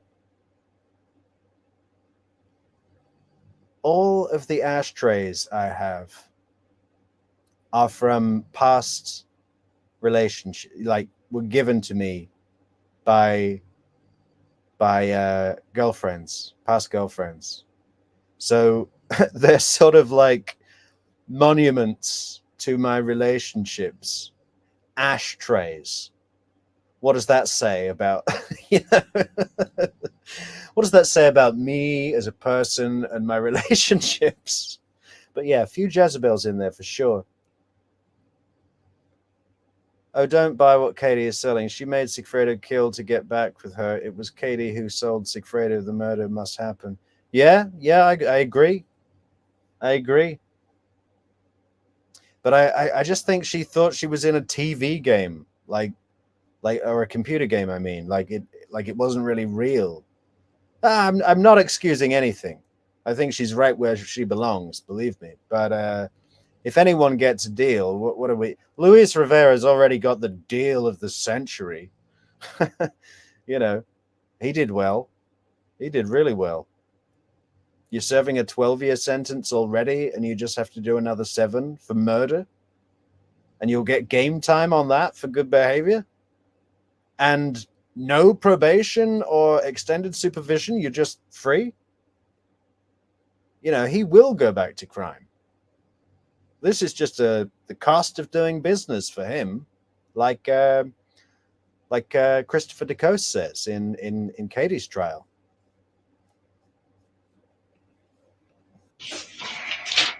Now, he also talks about stuff, I'm sure, to his parents, because when I met Ruth, Ruth was trying to talk to Donna Adelson, Wendy's mom, and saying like, "Oh, I'd really like to see the boys," and like Donna just kept walking away. Who was saying that? Ruth Right. said to Wendy's mom, Donna, today at the service, "I'd really like to see the boys," and Donna kept walking away with the boys. And Ruth turned to me and she said, "I hope what I just saw didn't actually happen." Like, she just got ignored. Oh. And she said that, she's like, "Well, I guess that's not gonna happen, but you know the story." So obviously I infer that Dan had been talking to her and the family about these problems. Danny's a jealous guy, Jeff is a jealous Okay. guy. All right. That as a social worker, I would be. Well, let me ask you this. If Jeff is the new guy, why would he feel it? Just because he's, because this is something I wouldn't say in front of Wendy. Okay. I thought you said something I wouldn't say. I'm like, I'm right here. Oh, isn't it sickening? Like, just the contrast between Tamara being a genuine, upset, little bit of anger showing as well, but also you can see that she's pretty much going to go into like a multi-month depression. She seems like she could be prone to depression, unfortunately. You know, I really feel for her. I'd love to give her a hug and just tell her she's not alone. As doing the kind of work I do, I would think, there's this person, and then he loves Wendy. Danny makes Wendy's life very difficult. Wendy is currently making his life very difficult. I don't know him to be a lunatic, but he's a jealous guy. Okay. All right. That's what I would say. He's my colleague, so he's somebody I think of as a decent guy. That would be who now? Jeff Lacasse is my Okay. colleague. Okay. All right. Are you leaving? Yes, I'm being kicked out. Oh, really? Really. But I can come get you if you need me. Okay. Okay? So if you can't drive, it's no problem. What's You your know- number, Jane, so I can give you a call? 321-4657. I'm happy to come get you. I'm happy to come get you. You need to talk to these guys. Can you make sure someone goes to see Danny? I guess they're gonna do You're that. gonna That's do not that, your right? job. You're gonna make sure that there's I know a. Sergeant Baldwin, when I was out there, I didn't talk to her when you It's were really using this, they were critical working that on that. that he be blessed today. Oh, It's absolutely okay, critical gotcha. that he see Okay. that a rabbi go there, absolutely critical. All All Okay, right, honey. bye, thank you for coming. Okay, I am available to you, I'm going now, but you know, this is a process and you're gonna move through it. Thank Okay. you, I'm glad, thanks very much. And these guys were very generous to let me come in here at all, so thanks very much for You're it. welcome. I'll be back. I think I'll just ask you some more questions. Okay, let's go on to part 4. How do we do that? Is this it? Okay. When they split up, I went down and met with Wendi and went out with Wendi and Charlie and his friends. It's mind-blowing, but the legal situation was getting to another point where it was blowing up. Oh my god. Well, my parents sounded really surprised, so it's at least a relief. I was trying to think of who would be angry enough to do something to him. My parents would be angry, but they're not capable of this. Thank God. I really couldn't handle that right now. No one would say that. And, you can say, oh, Metrix, you don't know how people would react in crisis. You weren't walking in their shoes. You don't need a weatherman to know which way the wind blows. And this is bullshit. Oh, I'm just trying to think about who would be angry enough at him to do something like this. Well, my parents would be angry, but they're not capable of this. Thank God. It just makes me sick. I really can't think of a punishment good enough for her. Send her to jail? Well, no, I think she needs to be publicly shamed and exposed. The courts, they have to handle something so carefully, especially with Wendi. They are going to cross their T's and dot their lowercase J's. Because any infraction, any unconstitutional whatever, her appeal will be, she's going to have the cream of the crop legal team, the best we've seen yet. There's not going to be any Dan Rashbaum. There's not going to be any Tara Kawas. There's not going to be any Christopher DeCoste. There's not even going to be what was Sigfredo Garcia's lawyer called? Mr. Sanguinet. I never know how to say his name. I mean, he wasn't very good, to be honest. But what did he have to work with? He had a couple of funny moments. But he didn't really. He came across the least competent of all the attorneys we've seen, I think. Sorry, Mr. Sanguinet, but I think you already knew that. Yeah. And Does Wendy know that? Is it involve Wendy? No. So let me just talk to you later. See, if I was Roberta Glass right now, I'd be like, was it Wendi? No, Wendi? No, not Wendi. Definitely not Wendi. Hey, Roberta, where are you? Oh, you're probably doing your show right now, huh? Your better show with loads more viewers. Well, we're a new channel, so get off our backs. We're growing day by day. Hey, like, share, leave a comment, subscribe. And What is it? Is everyone's health okay? Yeah. All right. Does it involve me or other people? Well, probably both of us. What's that? Probably the two of us. So you probably have a general idea what I'm talking about. All right. it was a big family to family. But Danny talked to them about everything. Like they were like brother and sister. See, I don't want to objectify women at all, and maybe this isn't the time and the place. But I must say that the cleavage we can see here is tastefully laid out. It looks fun, but it's not overly inviting, right? It's like it's there, but you can ignore it if you want to. Wendi Adelson in the synagogue was just like in your face.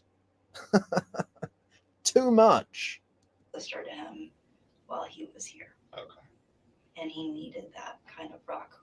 He was a mess with what Wendi put him through. And I'll tell you that Maya, on some level, suspects that Wendy's family might be involved. Alex is really trying not to think that way.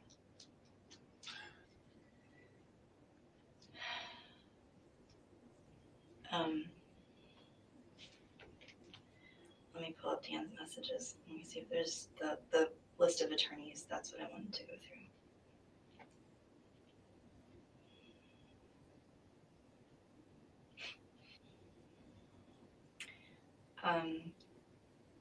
He says, I hope you're not using Wendy's lawyer.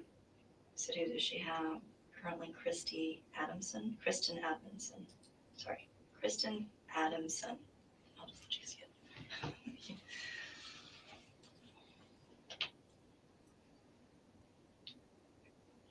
This was her attorney. That's what she's talking about. Before was Shannon Novi. This is Danny writing to me. Okay. Because I was in the process of trying to find an attorney, which I didn't end up using with my ex.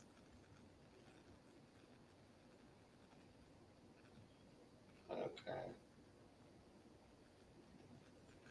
But the way that this went was every so often, each of them would change lawyers. And what that would do was conflict out the attorney for the other person. Not sure how that works, but okay. You're the law grad. Basically, if they've ever talked to you about your case, Right. you can't represent the other person. Okay. So they went around and get consultations and had each person for a little while. If they didn't like how the attorney was handling it, they'd attorney shop. And the other one couldn't use the one they just got through with. And they're only a certain Man, I knew that. You know, ice him again. Stop thinking about lunch, man. number of family certified attorneys in town. Okay. It got ugly. I mean, it was a long list of, and he was actively filing motions to conflict out people she was selecting as of when we went to dinner on June 4th. So it sounds like they're both trying to eliminate all the possible attorneys that the other side can have. Correct. It was honestly, it was just ugly. Okay. And for a while it became ugly in a really like a Cold War sort of way. And then in the last month and a half, it had started heating up again. Originally, she had asked me, I did the guest lecture June 17th. Originally, she had sent me an email asking me to guest lecture on June 3rd, which was my birthday, so I remember it. Because she wanted me to guest lecture on the dates she and Danny were supposed to go into court. And then that got moved. So they were going back and forth that whole time. Up until this past June? This was this June. Yeah, I know. I'm saying, what were they going to go to court for on June 3rd? They were going to court again for this. He was trying to raise those issues, those particular issues. Had he notified, had he already filed this motion? Had he already? I don't know. Okay. I know that they were going to court and then he wanted to adjust it to add certain things on Okay. for conflict and for this failure to disclose aspect. And she was notified of that? I assume so. And she, when she used to trust me and talk to me about her legal stuff, And then she felt like I was getting too close to Danny. She, her parents were goading her on, like, you need to go to the mattresses, you need to get, and they wanted to be done with him and really stick it to him. There was a mentality when she would talk to me and when I was present with them when they would talk, that he owed her. Okay. And he owed her big time, which they weren't married a whole lot of years, but there was this, he owes you. That was, and I don't know whether it was because she had told them she felt she had been abused or what, but that was incredibly present. And the people that she talked to on Team Wendi had heard stories that Danny was very upset about, and he spent time trying to change that. So it got personal, it got professional, it was unpleasant. Did Danny ever concede that he owed her more money? No, he felt like he owed her less money. I mean, he would do anything for the boys. He would give everything for the boys. But in terms of her taking something that she was owed, he was not. No, I know, but I'd heard something before about that there was some contention in this divorce that he had not paid for everything. And that was the case, I think, earlier on, to my knowledge. I don't know if it was the equity of the house or. Yeah, they disagreed on house. Yeah, that sounds right. They disagreed on that. They disagreed on the jewelry, the heirloom, and then in going through this process, it was the concealment of the $500,000 in assets. And I didn't understand the details of what that entailed. If that was like inheritance money, I think she thought it was inheritance money that he wasn't entitled to. But it was a back and forth of, you just didn't do this, you didn't disclose that, you should have done this, and it was, she felt trapped. I know she felt trapped here. And I know that he, especially now dating someone in New York, was like, he wanted things to move on. I mean, even before he started dating Amy, when he was talking to me, he wanted to move on. Tallahassee, I think a lot of Tallahassee, this is my home, but Yeah. I know a lot of people are. She gave him a nice smile then. Simple old Isom. General Isom thinks of a lot of Tallahassee as his home. Smelly Tallahassee. He knows everybody in the donut shop by first name. And she gives him this little smile like he's cute. He wanted to move on. Tallahassee, I think a lot of Tallahassee, this is my home, but Yeah. I know a lot of people are of the opinion, well, Tallahassee's not Miami, it's not Orlando, it's definitely not New York, it's not Boston. Yeah. So, You could go on all day with that, man. Yeah, it's not Las Vegas. It's not St. Louis. It's not Phoenix. It's not Los Angeles. The list is endless.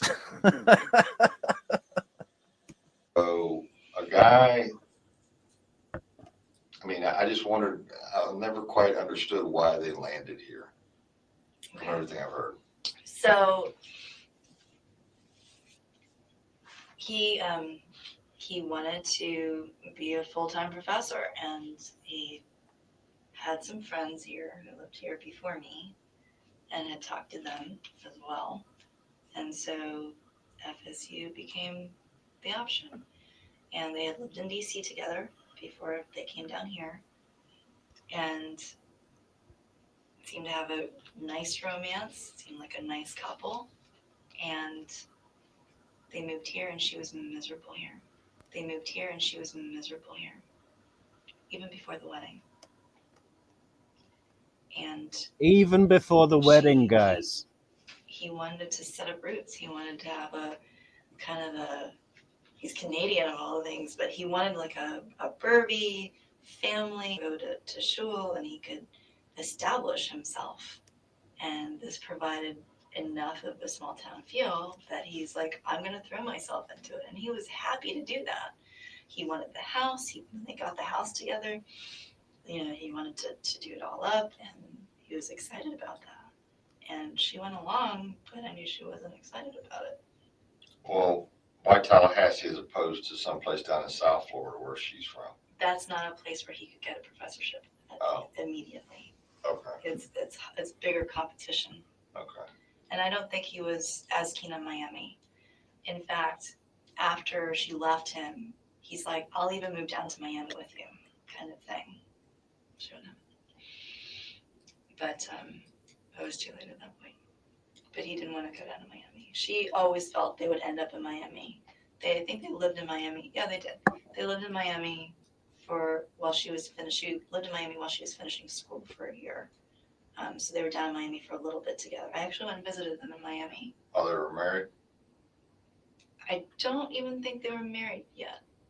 I'm not sure. It was either just before or shortly after they got married that they were down in Miami. When I was still married and I lived in Brandon, they came when they were engaged and stayed at my house for a couple of nights. So her life was South Florida, but she grew up there, wanted to be back there, especially when the kids came. She wanted to be close to her parents. It was a little overwhelming for her, especially with two boys. And he was, hey, we're here and let's go into the community and really become a part of it. And so he was trying to help her get a teaching position at FSU. And so she started as an adjunct, and she was teaching the medical, legal, clinical. Marshall Cap, she was the person she reported to. He was at the service today. And she started bringing me in to guest lecture, and I've done it every semester for the last 3 years, including her summers. So I always have touched base with her, but it's once a semester, once every 3 or 4 months, and Danny, it's, at least every month I'm hanging out with him at some point. Okay. All right. So basically, from our conversation, I don't feel good about her dad. right. Anybody else in the family besides him? I haven't seen Charlie in a really long time, but I know that she was relying heavily on Charlie, and if she was telling anyone about what happened or what she felt happened, it would have been Charlie. Okay. And that he was very protective of her.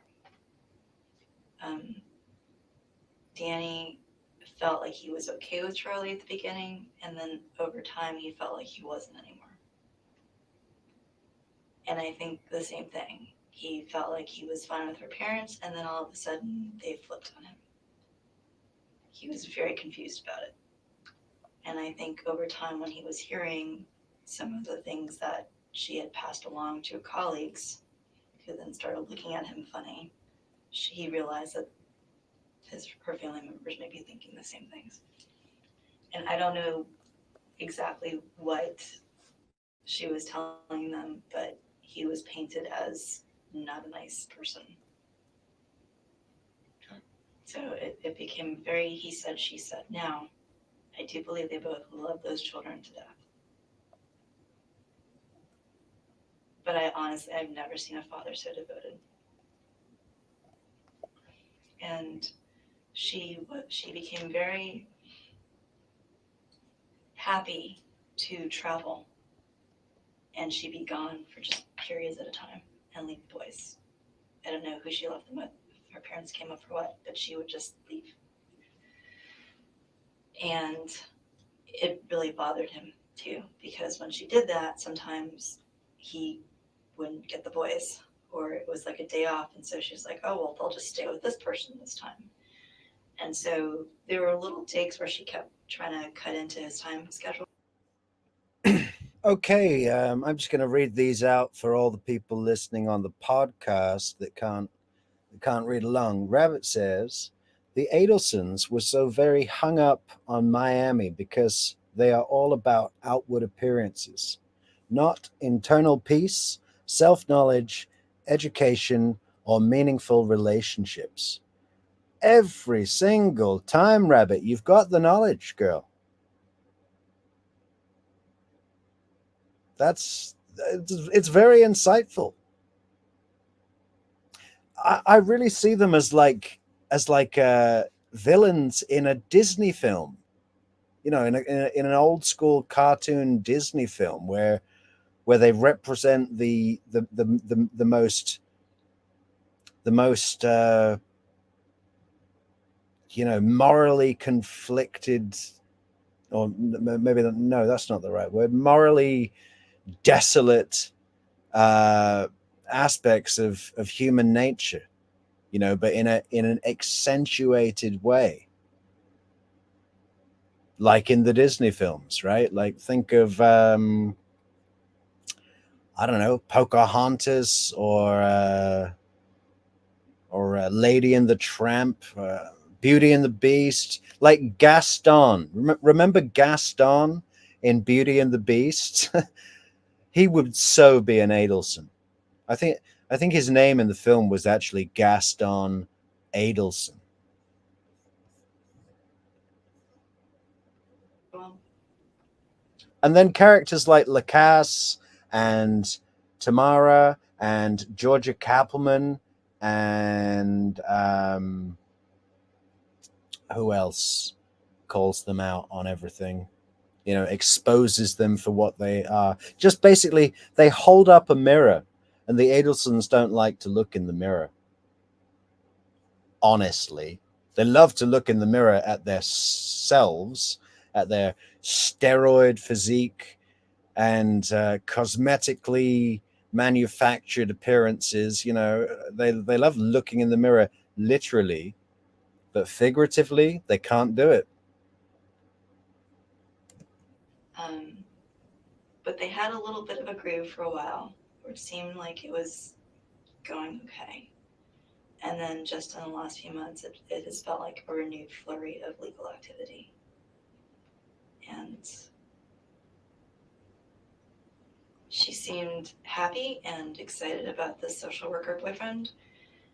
And Dan thought maybe she would calm down and be happy and start her own path. And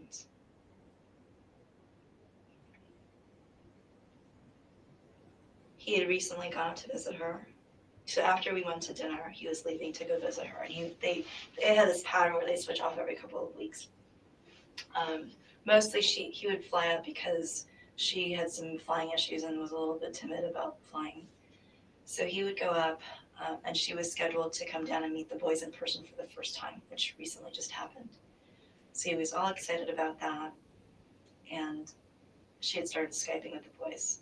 My understanding was that Wendi had found out that she was Skyping with the boys and was furious about it. And this is very recently. I didn't know that. So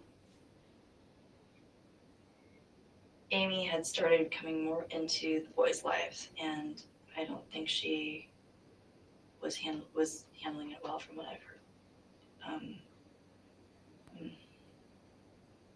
No, I don't. She was No. Skyping from here. Danny was having the boys on Skype here while he had them. I don't know. I think he may have tried to put her on while he was with her, Oh, while the boys were with Wendi. That's my understanding. Cornburger, what you mean, Mr. Hyundai Elantra? Mr. Drop your knife sheath, Mr. Use your phone while you're stalking the house and get the attention of the, you know, he got questions about where he was parked while he was stalking out the houses in Idaho. Is that the guy you're talking about? I haven't heard him being called Cornburger before. Cornburger. Brian, Mr. Hey, yeah, family. Now that we're back in Pennsylvania, why don't we not throw any of our trash out? Or if we do, we'll put it in the neighbor's trash can, like 3 doors down, and I'll take it at night, and I'll wear gloves when I take the trash to the neighbor's trash can. How many times did that guy get pulled over? How many times did that guy get pulled over in in the time surrounding the event in question? I mean, unbelievable. I mean, like 3 of them were caught on film. Crazy. But I haven't really been keeping up with that case. I like the look of the prosecutor, though. He looks like a lumberjack. You know, Idaho. We don't get many cases out of Idaho, right? You know, everything's in Florida, everything's in Wisconsin, or you know, you get a few out of South Carolina's been pretty hot the last year or two. Colorado,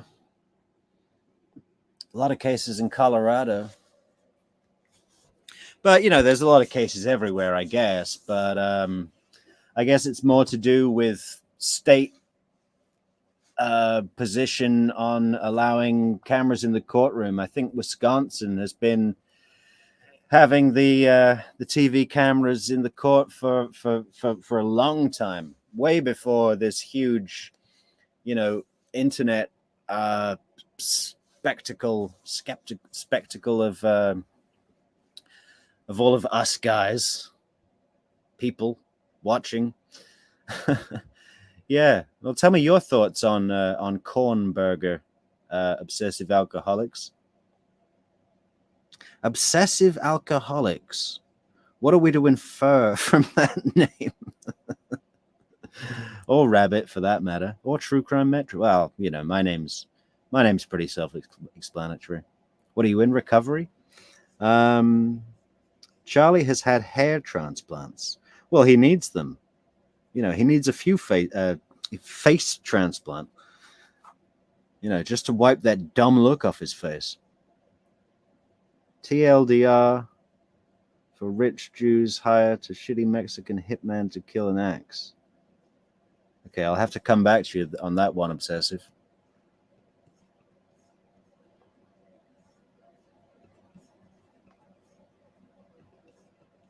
Oh, okay. which upset her, Okay. which would make more sense if she were present. When I walked into Wendy's yesterday, and I'm assessing the situation, and Janine was there, and they like went into a private conversation, and I'm sitting down, and they're like, well, does Amy, you know, we have to talk to Amy, and and I said, I talked to Amy, and I said, does she know? They said, yeah, she knows. I'm like, no, not what happened. Does she know? As if, does she know where the investigators are looking, was the implication. And I said, what do you mean? And the next question was Wendy redirected, and she said, has she talked to her husband? And so she started down this path with Janine there of making me wonder, or wanting to make me wonder if Amy's husband was involved. I still didn't feel led that way, even with that discussion change. But that was the path.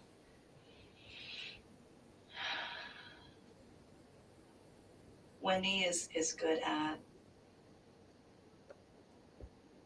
keeping things close to the vest and redirecting. And for example, she and I were pretty close while she was writing that book. She didn't tell me she was writing the book at all.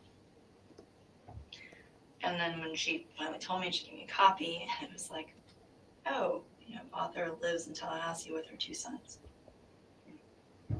Now, was this a book about a single woman raising 2 children? Yeah.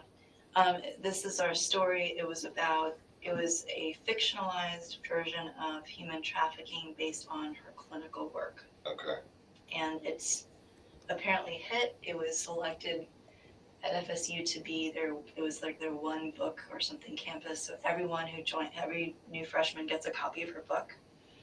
I was told that up at UNC or up at Duke, there's a copy of her book in the law library at the Duke. She was one of the few people that she self-published, and then after she self-published, because she was so good at publicizing it, people came back and wanted to formally publish it for her, which is rare. And Dan was all like supportive about everything. God, doesn't that sound like such a Wendi Adelson move? Self-publish a book and then go and schmooze people with your contact lenses and your sexual chemistry and just get some publisher to say, yeah, just put this through on print, and then go to the university and say, yeah, just hand this out as a free gift to every single freshman that comes through the door as their what is that deal with the universities in the States? You get given a book, and is there like a class on it, or it's just something to be a conversation starter? Or did anyone go to State University over there? Actually, we don't even know where Obsessive Alcoholics is from, or any of you other guys. And where's Rabbit? Rabbit's disappeared. She's gone back to her rabbit hutch. Bring us back some fantastic insight, Rabbit.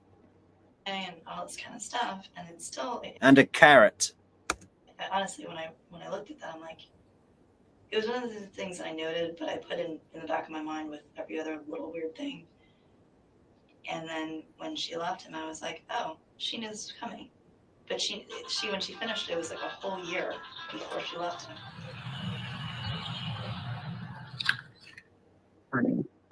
So, if you had time tonight after work or some other time in the very near future, I'm going to need to speak with you. Okay. Okay? Did someone write a letter to you or something? I got some paperwork hand delivered to me. You're being sued? No, that's what I thought it was, but I'm going to need to talk to you. I think it's so funny how much comes out about the Adelsons in this call that's nothing to do with the murder. Like, he goes straight to, are you being sued? Like, that might be expected.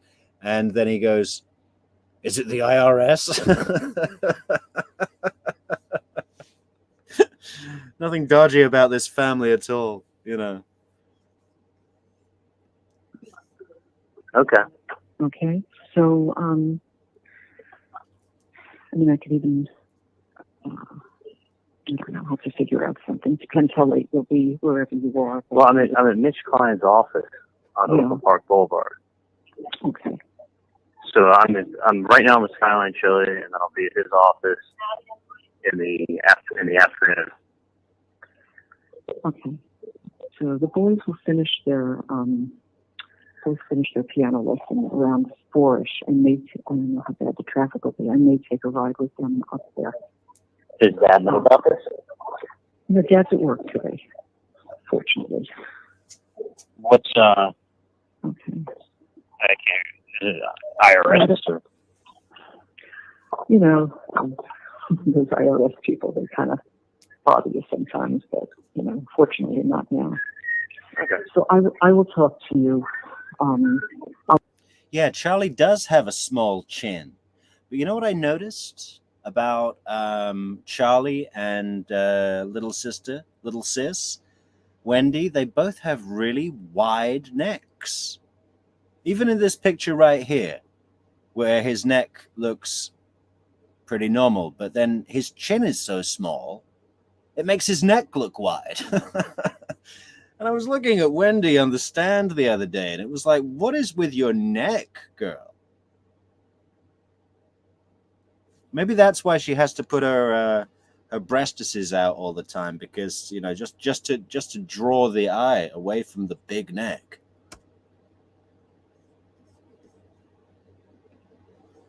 I'll give you a heads up if I'm going to drive up that way.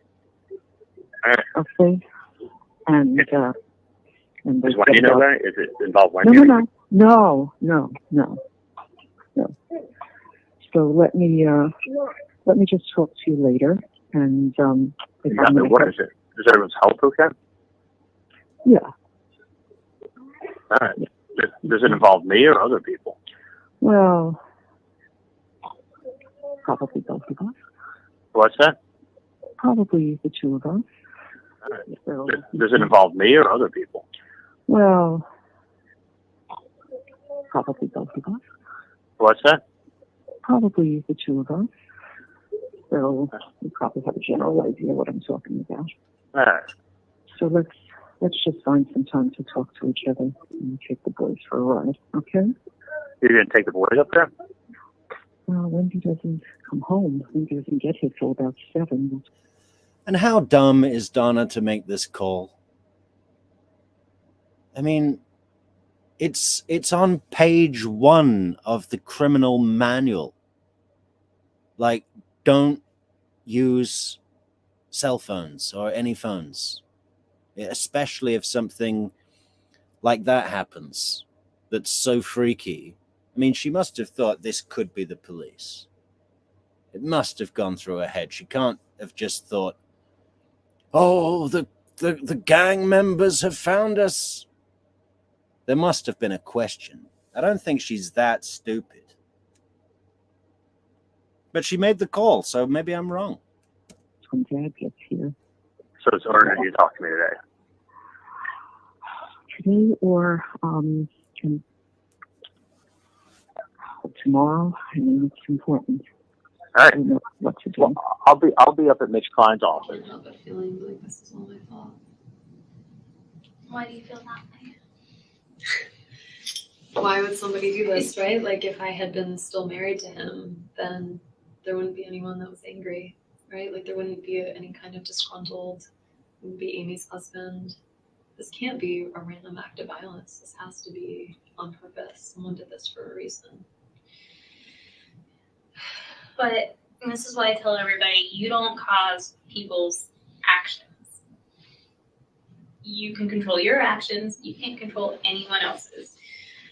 Oh, And I know it's hard, and as you and I kind of talk throughout this process, when time comes, I'll make recommendations for things that might be good for you and for the boys. But right now, let's just kind of deal with tonight. Yeah. We'll get there. But okay, here it goes. This is the worst day of my life.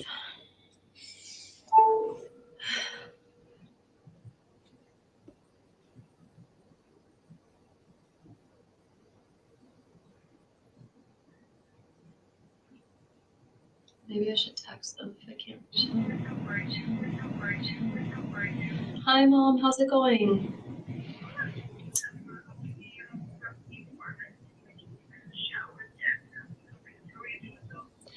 Mom, I need you to sit down. I am fine. The boys are fine. I need you to sit down. I'm fine, and the boys are fine. Danny has been. You can put me on speaker.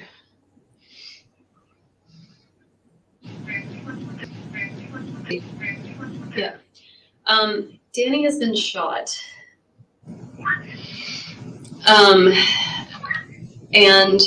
I don't think he's gonna make it. And so I know. So I found this out around 1 or 2 today, and I'm at the police station, and I'm trying to help them figure out who may have done this. The boys are fine. I had Lynn and Alan pick them up from school, and they're with Lynn and Alan right now. And I'm gonna leave here soon and go be with them. But I really need you to come here and be with me. But I want you to either fly, obviously you can't leave right now, but I need you to get yourself together. If it's too much to drive, I'd really rather that you flew up. I'm at the police station, and Too much to drive? Are you kidding? Harvey is backing the car out of the driveway as we speak. We're already packed. We've booked a lunch at our favorite stop off in Gainesville. And I'm gonna leave soon and be with the boys before they go to bed. They're with Alan and Lynn, and they're totally fine. Yeah, the boys are fine, but they don't know anything yet. I in his house. I know. I know. So I just need you to calm down before you get in the car, okay? Okay, so, and it's, it's evening, so if you want to come here tomorrow, I have a lot of people that'll, be here with me, and, we'll have a lot of support. So I want you to take your time and just be safe in getting here, but I'd like you to come when you can, okay? Okay, all right. I love you.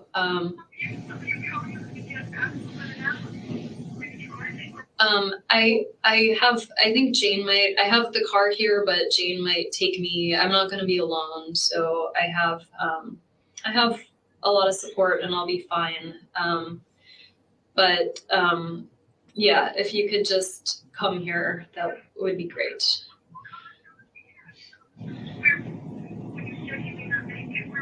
He's in the ICU in the hospital. Okay, but be careful, okay? Okay. Okay. Mm-hmm. Okay. Love you too. Bye. And if you could just tell Charlie to hold off with the payment until we get confirmation that Professor Markel is dead, that'd be great. Mom. Oh. You did awesome with that call. You were so stressed out about it, and you handled it.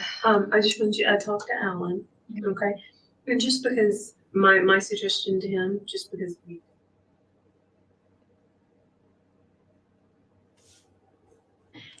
was if he goes to the house. Sorry, my mom might be calling back because she heard me. Mom? You did, yeah. I just wanted to ask if you could just tell Charlie for me. I just don't want to be making calls right now, so if you could just tell Charlie for me, that would be great. Okay. Yeah, tell Charlie to keep that big bag of money to himself, because we're not going to be paying for just traumatic facial injury here. We need his heart to be stopped before we spend one dime. Okay, and just it's on the news a little bit that there was a shooting on Trescott, and so I'm starting to get a lot of calls, and I'm not going to be answering them unless they're from you. So I would really try not to tell anybody what's going on just yet, just because he's in the hospital and Charlie. I talked to Charlie earlier today, obviously before any of this happened. Hey, Muse. Yeah, I love Roberta Glass too. Do me a favor. Go and tell her to come on our show. We'd love to have her as a guest. That'd be fantastic. She could do her Donna impressions all day long over here. I'm still practicing. When we get on to the Donna Adelson series, I'm going to be tip-top sharp. Yeah, she'll be coming to me for advice, Roberta.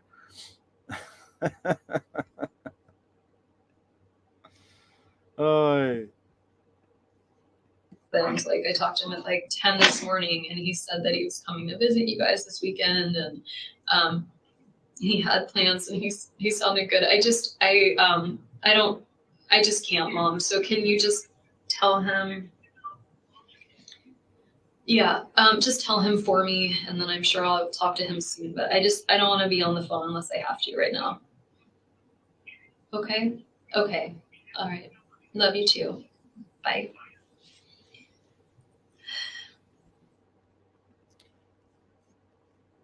Okay, Obsessive Alcoholics says, Black women feel more comfortable with changing positions and carrying on the sex.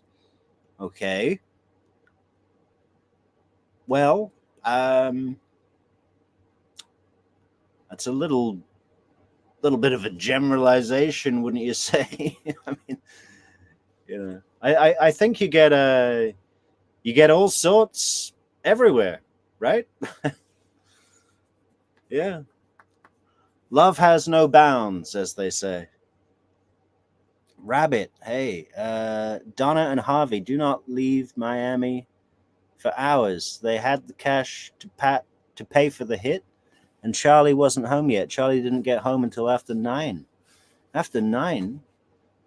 Oh, you're right, because it was just business as usual, right? No one was just waiting for the call. Yeah. Donna was washing the money, right? That'd be a great scene in the film where she's just got the rubber gloves on in the kitchen sink with $100,000 in cash, scrubbing up the Benjamins.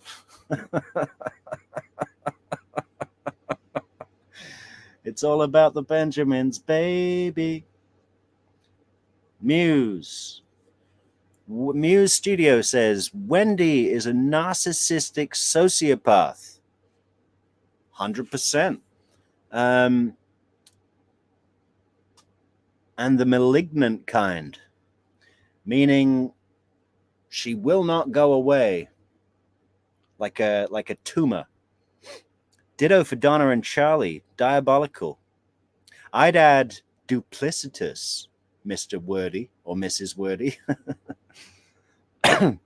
Harvey might be too, but he's more opaque about it. Though Tamara paints a very disturbing picture. Yeah, I said this the other day. This family and Harvey totally agree that Charlie's just this wannabe gangster who's watched too many Sopranos shows, too many Joe Pesci movies, and he's just a privileged, spoiled brat. When he was a kid, he said he might want to try playing tennis, and his parents, Donna and Harvey, built him a tennis court, a double tennis court at their house. I mean, I had to do so many chores just to get a racket, and that was still secondhand from a yard sale. Though Tamara paints a very disturbing picture. Absolutely. But yeah, no, what I was saying was all the stuff we know about the Adelsons. Just imagine the things that we don't know. I mean, I bet Harvey has had people, what are those things called? Zip tied to a chair, hitting him in the face with the phone book. I mean, I think he might be an actual gangster. I'd love to know about his connections in Israel. Obsessive alcoholics. Charlie admitted to pumping steroids. Well, yeah. Did you see those pictures of him? I mean, you can always tell when someone's roided up. It's like this guy. You just don't get like that. A roided up guy looks like a roided up guy, and a guy who is healthy and works out and does resistance training and weight training looks totally different and way better, in my opinion. Obviously, people have different tastes. Kornberger is innocent, despite what experts say. Experts say he is 13 inches and ejaculates into panties. Okay. This is a place where we share our opinions, and everyone's entitled to do that. I could have done without reading this one. But thanks for your input. yeah, I guess I'm looking forward to the trial, but I heard there was some question about whether or not there would be any cameras in the courtroom in Idaho. Rabbit, are you as confused as I am? What is going on?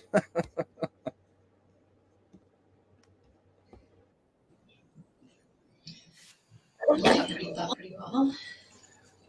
Could you hear her? Yeah. My mom handled that pretty well. Could you hear her? Yeah. I think, because you're a mama, but moms always go in that natural instinct to kind of protect and help and. Well, my parents sounded really surprised, so it's at least a relief. Well, my parents sounded really surprised, so it's at least a relief. I was trying to think of who would be angry enough to do something to him. My parents would be angry, but they're not capable of this. Thank God. I really couldn't handle that right now. My parents would be angry, but they're not capable of this. Thank God. I really couldn't handle that right now. Yeah.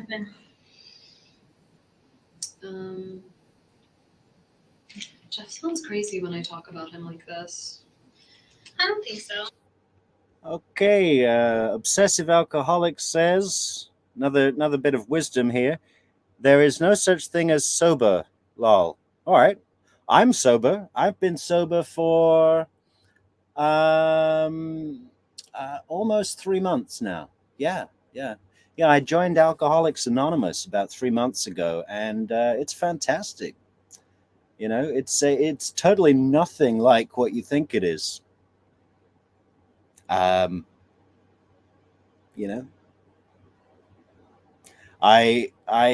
don't know if your username is ironic or not, but wherever you're at, and that's okay. And just be safe, and everybody look after each other. Everybody be kind to each other. This is a friendly place, right? What have we got from Muse here? We says Charlie's mugshot is priceless. I wonder if he if he's seen it himself. Yeah, I bet he has. It'll be in his they show it to you on a computer screen when they take it, and it would have been in his discovery files. And it does look hilarious. He looks really Israeli in that picture. Yeah, he looks like an Israeli terrorist or something. I wonder if he's seen it himself. It would really pain him, given the giant narcissist he is. I don't know. It seems to me he's trying to come across looking defiantly noble. He loved his locks. I think he shaved his head to look tough in prison. No, that's standard procedure, I think. They just shave your head when you go in. If it's to do with lice control, because if there's an outbreak of lice in prison, they got a problem. So it's you don't have to keep your head shaved, but when you go in, they shave it, I believe. If anybody knows that's wrong, please let me know. I'm happy to say I'm wrong. Okay, obsessive. If Kornberger is innocent, then let him walk around the streets. Okay, does anybody else know? Is this guy talking about Kohberger? Brian Kohberger? He keeps calling him Kornberger, which I'm assuming is a joke, like a play on word. But then 13 inches and jacks off in panties? I don't know what you're talking about, man. Sorry. I drank and smoked weed every day. I'm almost 40. I drink and smoke weed every day. I'm almost 40, sorry. Okay. Well, that's good for you. That's good for you. I hope you're having a good time. I hope you're where you want to be. I am. And I'm pretty okay with that. I listen to you I listen to you like you sound like a bitch. Okay. When you discover you are a real man, you will kill yourself. Be a man, Cornberger. Okay, I think obsessive alcoholics might have been drinking from the wrong cup tonight or something. I don't know what he or she has been drinking. Okay.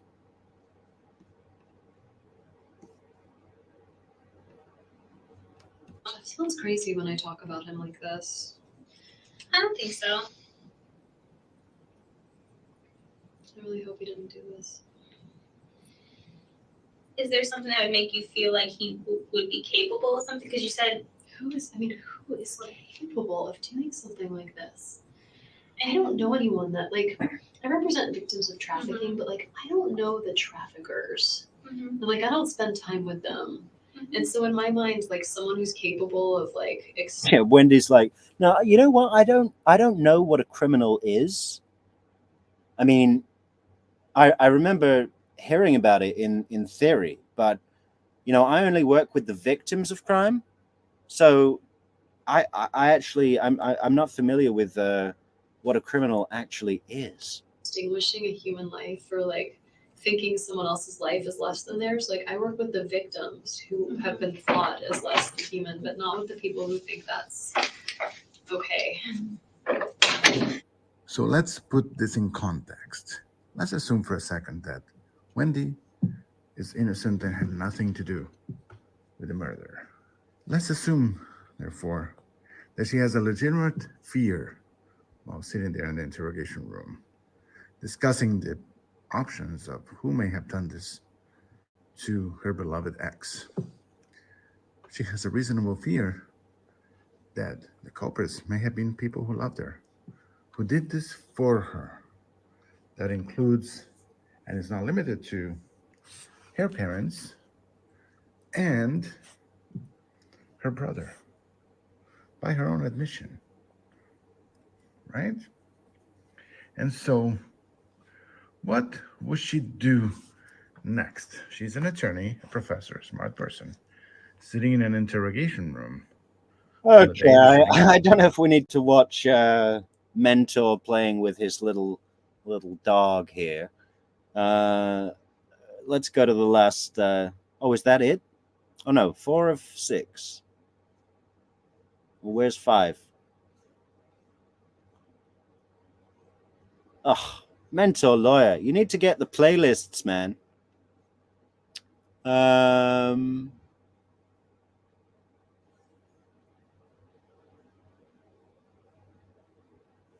So, okay, hang on, guys.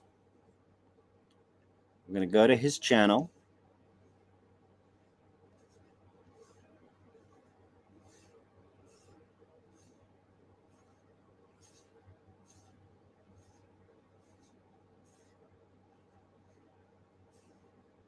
Wow, he's got a lot of content, huh?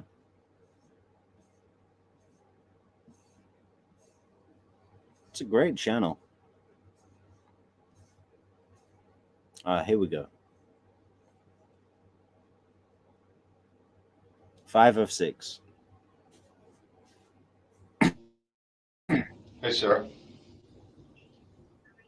Good.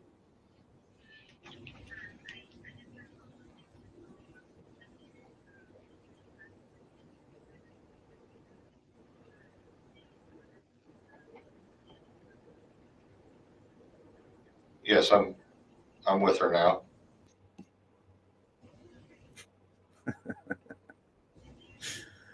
Oh, look at this guy. Obsessive alcoholics. What is this, man? Okay. True crime Metrix is aware he is gay. Okay. Well, yeah. Sorry you're sorry you're not enjoying the show, obsessive alcoholics. I hate to break it to you, but you're kind of embarrassing yourself. You got a little malfunction going on here. Okay. Well, yeah, you're free to leave your comments, free to go and whatever. Yeah, that's good for you, man. Glad you're in a happy space.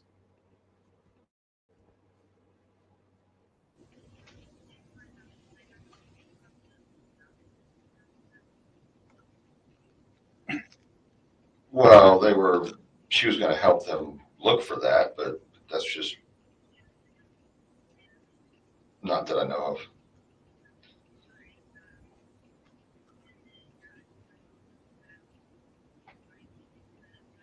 Well, actually, we're just about done here, and she can go back by the house if that's what she wants to. Yes, please. So Which house? Dan's house. they were what? Okay. All right. I'll let her know. Uh-huh. Bye. Apparently it sounds like they're having some type of difficulty finding this will or possibility of a will, or I don't know that if they even know for sure. I just know that at some point we talked about him having one. Again, I don't know where in the timeline it is at all. Yeah. Okay. All right. So she wrote this book. It's going to come out this fall. No, it came out. Okay. I don't remember when it came out. I can probably go through notes and figure out. But the timeline for when she left him, she had published it many months before she left, and that's how she put it in the book. Okay. So she had been planning it for a long time. Because there was no acknowledgement of him as her husband, even though they were still married at the time. Okay. Okay. And they were still living together at that time? Okay. Yep. And she told me later that, she had been thinking about it for a long time, but she had really been thinking about it for a long time. Like it was a deftly executed plan of he's gone this weekend, everything out. And the book, having been written so far in advance, was just strange to not include him when he also teaches there and they were living in the same house and supposedly happily married. So I tried to think maybe that does give some credence to her really wanting to get out because of certain reasons. But Danny can be crass and I can see how he can come across as condescending. He was just a typical condescending Harvard nerdy type person when I first met him. Like bow tie wearing, and he would rub people the wrong way because he was very, very highfalutin, these big words. He was very confident in his intelligence, but it came across as arrogant. Okay. He came across as arrogant to many people. Over time, he mellowed, especially after Wendi and especially with the boys. He mellowed. He's like, okay, everything doesn't have to be so put in place and nothing's so perfect. And he just matured. And, he went to wearing sandals every day and kind of like slobbing it around. I'm like, oh, this is interesting, this phase. But he just became more comfortable in his own skin in Tallahassee. And he, especially hearing it now, like he was able to make a lot of friends.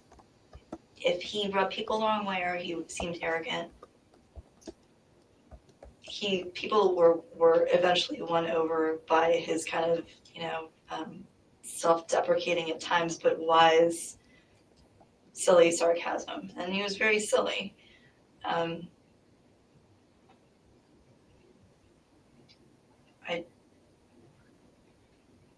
In his professional life, so he started Prof's blog. He was doing this website called Prof's blog. He was very active. He had gathered academics from across the United States, and they were all working on I love this blog. I love the Prof's blog thing in in Charlie's Trial, where they're trying to, Daniel Rashbaum's trying to suggest that Sigfredo Garcia and Luis Rivera could have been reading up on the Prof's blog to get Dan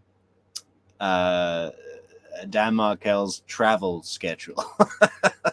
And just the idea of those two knuckleheads, those blunder brothers sitting down looking at this Harvard educated law blog is hilarious to me. I don't know why I find that so funny. I just do.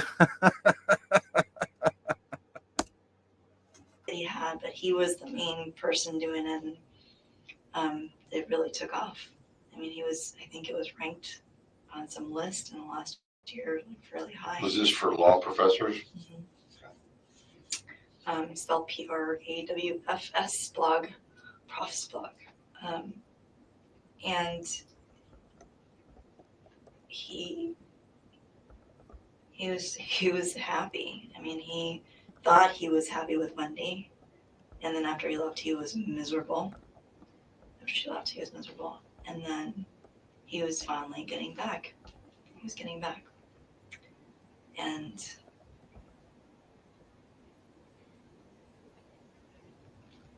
I think all he wanted is for his children to grow up in that legacy. And all of his close friends know that at the first chance she gets, she'll be in South Florida. There will not be any Jewish upbringing. His friends are freaking out about this right now.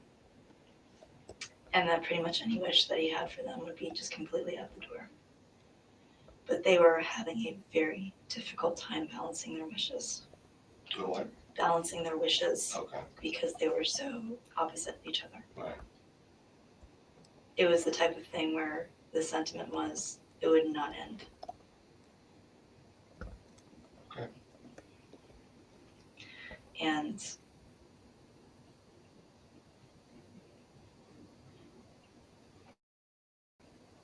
for Wendi to have acted on multiple occasions, including the time she left, in a very long-term, very secretive planning mode, and then a very almost shockingly sudden execution,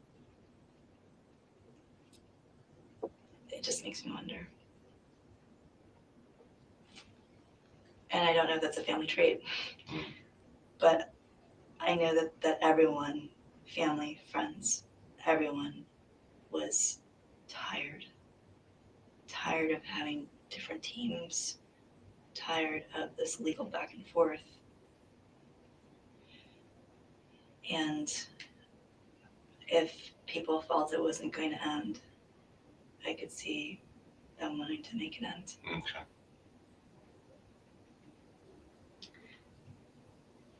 And like you said, this opens up all her options as to where she goes from here.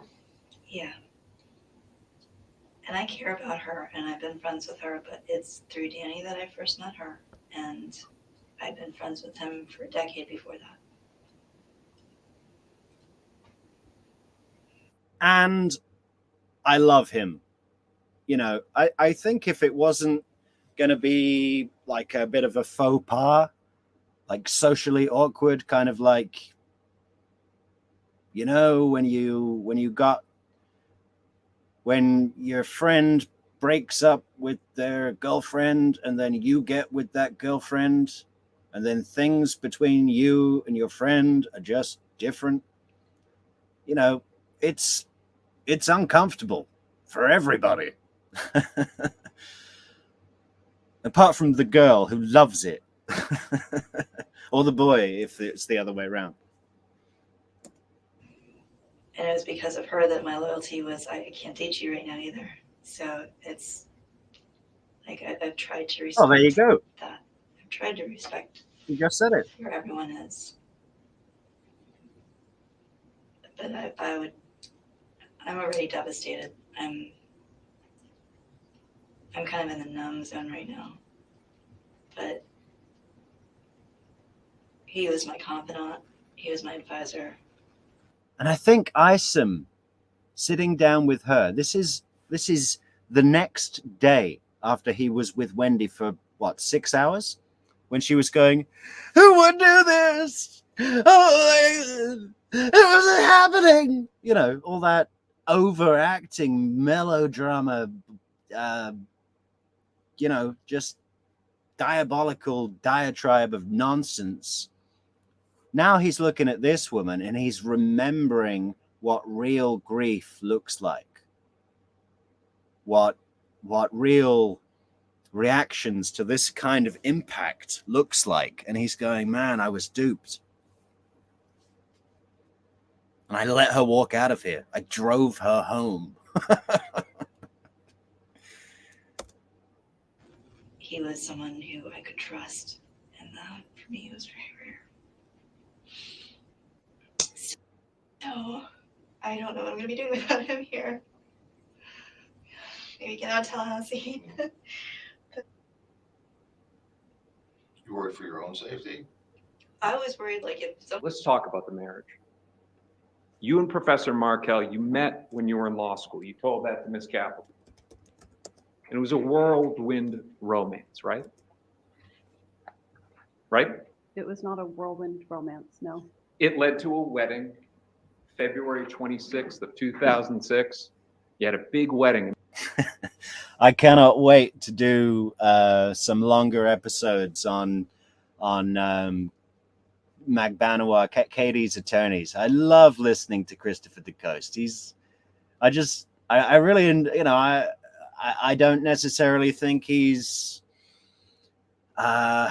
just or effective, but I just love his pace and his tone, and he's kind of a little bit cheeky, you know. I really enjoy listening to him. We're gonna do some full breakdowns of his style soon. Make sure you all subscribe to the channel, yeah?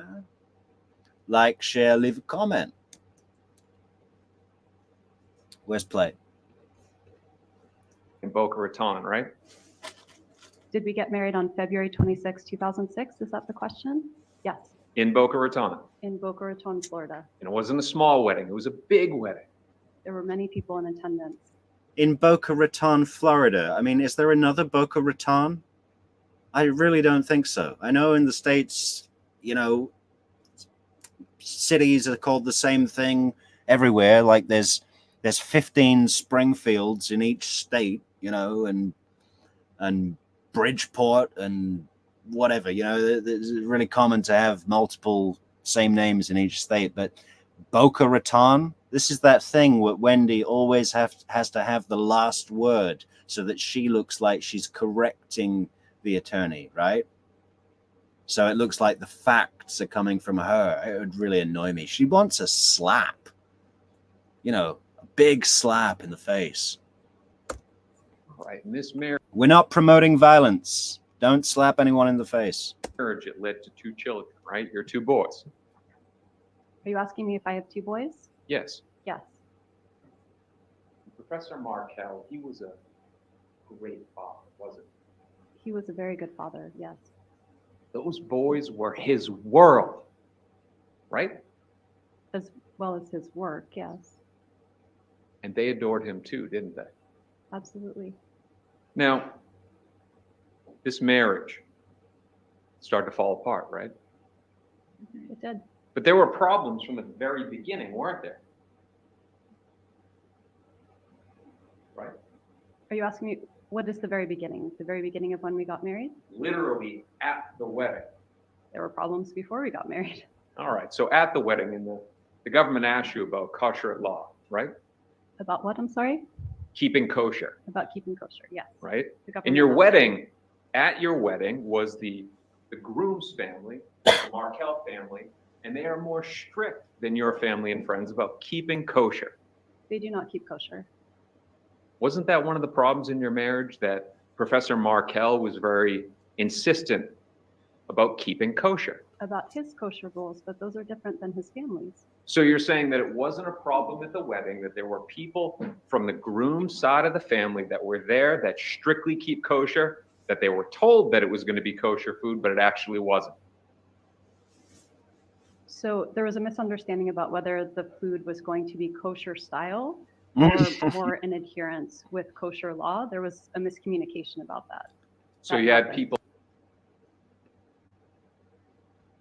So you see, Roberta Glass made a big announcement about kosher style T-shirts. I actually went ahead and made one.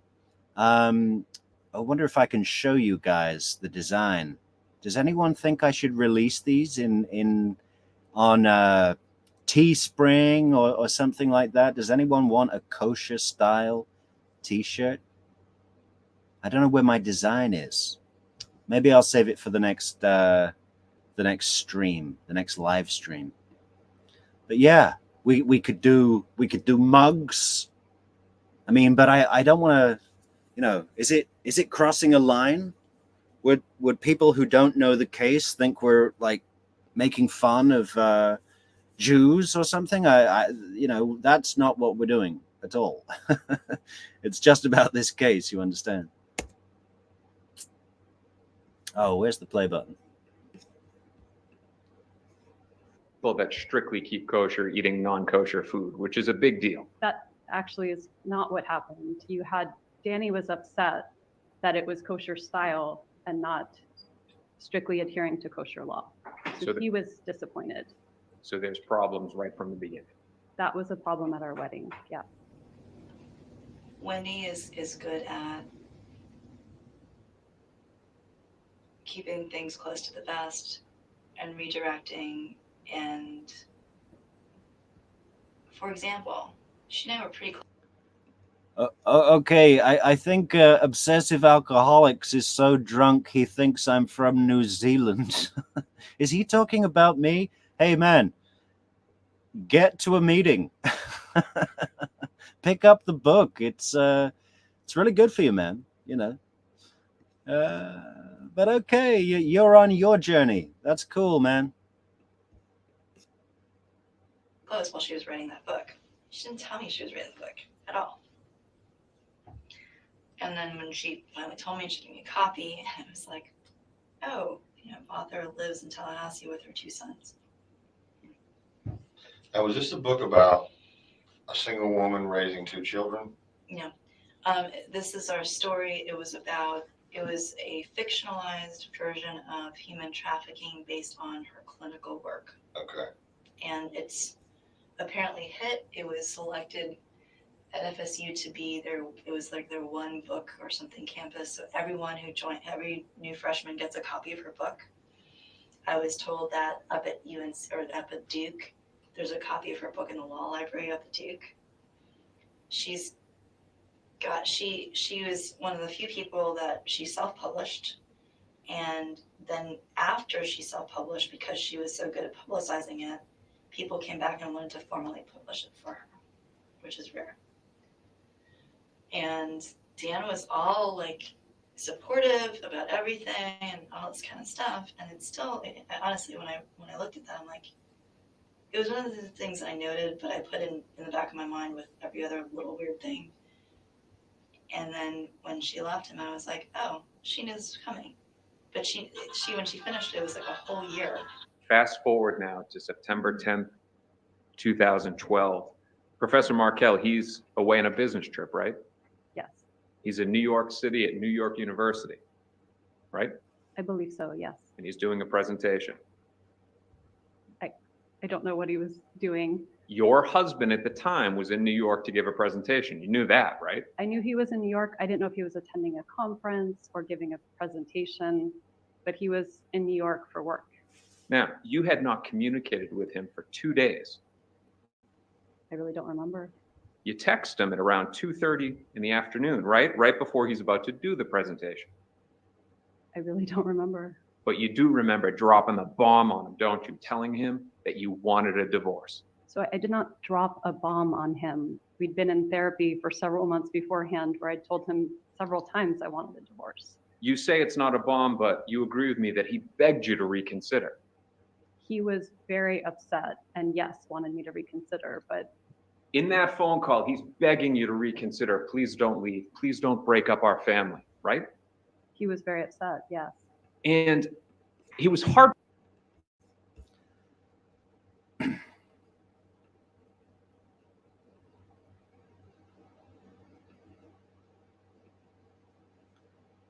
So, Rabbit, they didn't do the whole like Mazel Tov, da da da da, Mazel Tov, with the the lifting of the chairs. They didn't do that at all.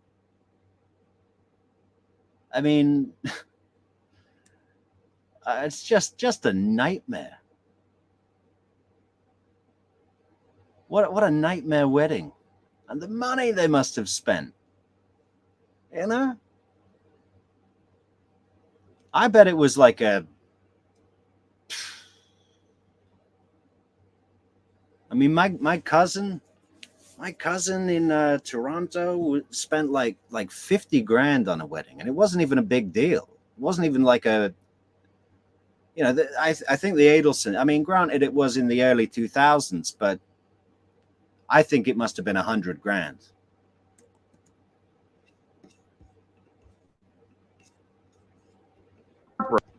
Broken. I mean, upset indicates that there was anger. What he was heartbroken, right? That I decided to divorce him after telling him I would, yes. Despite being at NYU for a presentation, he rushes home. He gets on the next flight, right? I honestly don't remember if he got on the next flight, but he did come home quickly. 2:30, he finds out. Okay, Rabbit. Yeah, we've already got three preliminary designs. I'll see if I can do a little work on that tomorrow and publish them on some site like Teespring. And yeah, I guess I'll mention it on the next show. But you know what we should do? We should get we should publish them here and then show them to Roberta's audience. And then get some of Roberta's viewers to join our group. You know, hopefully no alcoholics. I can play, what does he say now? I can play as a 20 C word from New Zealand. I don't even know what he's saying. Is this what a troll is? I'm pretty new to this YouTube game, so you know, all the people that I've been speaking to have been really positive, good contributions, and then some of them are just really entertaining, like this obsessive alcoholics. You know, what is the deal?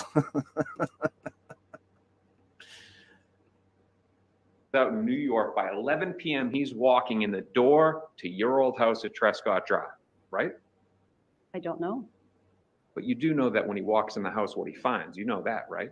Yes, I left him the papers. You left the divorce papers on the bed, right? Yes. Professor Markel called this Wendy's handling of the divorce a Visigoth-like sacking of the marital home. I think that phraseology really sums up Professor Markel. That's an incredibly intuitive, pretty highbrow way to describe a brutally spiteful way to go about this. She waits till he goes to New York, has all the moving vans and the movers prepared to take all the stuff, divorce papers on the bed, raids the Schwab accounts, steals half the dining chairs, you know, and then calls him to tell him this just as he's about to go on to give a speech, I believe. He quits his speech, gets on the next plane, and is home in a few hours. And then the house is empty, divorce papers on the bed. Can you imagine how, you know, just imagine walking through the silent house with loads of stuff missing. How painful that must have been. What a mean thing to do. And you could understand if he was a violent, abusive, alcoholic, you know, she had to do that because it was the only safe way to do that. But there was no danger like that. There was nothing like that. Those sorts of circumstances that might call for such action. But she did this, like he said, as a Visigoth-like sacking. Half the furniture was gone. Half the furniture was not gone. A good amount of his stuff was gone. Nothing of his was gone. The boys' stuff was gone, right? Some of the boys' things were gone. I'd taken enough so that I had for the boys, but no. You were gone. I was gone, yes. And so were his boys. His boys were not gone. He saw them the next day. and they would not have been awake if he's coming home at 11 p.m. Let's stay on topic here. I'd When love he to stay on walks in the topic. when he walks in the door, the boys are not in the house, right? Correct. And you did not tell Professor Markel where you were taking the boys. He may have seen them the next day, but you did not let him know where you were going to be staying with his boys. Without Yeah, you know, this obsessive alcoholics character just seems to want to, you know, it's, you know, this must be fun for them, you know. Maybe they're just not very happy in their life, and this is some kind of outlet, you know. That's good for them, you know. If this is helping you achieve some purpose, some meaning, I'm very happy for you. I'm glad we could provide you with that outlet. It's probably a little bit better than beating your wife. our boys? Yes, So you agree with me that they're also his. of course they're his. And he should be entitled to know where his wife is taking his children. Absolutely. That's not all you took, is it? Excuse me? You two had a joint checking account at Schwab, right? We did. And you went into that account before you dropped the bomb, and you took out half of that account, right? Correct. Roughly $350,000. Half, yes. Of our joint account. $350,000. I don't remember the amount, but yes. You know that it was in the hundreds of thousands. I really don't remember the amount, sir. Hundreds of thousands of dollars. Now, I know these people are rich, right? Ferraris and Versace's and Lamborghinis and Martinis, right? They're rich. But 350 grand? That is a lot of money. You know, what is the average salary in the States? 50? You know, minimum wage? No, less, right? I mean, like 50, 60 grand is fairly okay money if you're of a certain age. But sidetrack. Let's go. Is it that insignificant of a sum to you that you I'm don't not saying it's remember? an insignificant sum. I'm saying I can't attest to the amount that was there. I'm going to tone it down. You were unhappy in the marriage, right? That's why I got divorced, yes.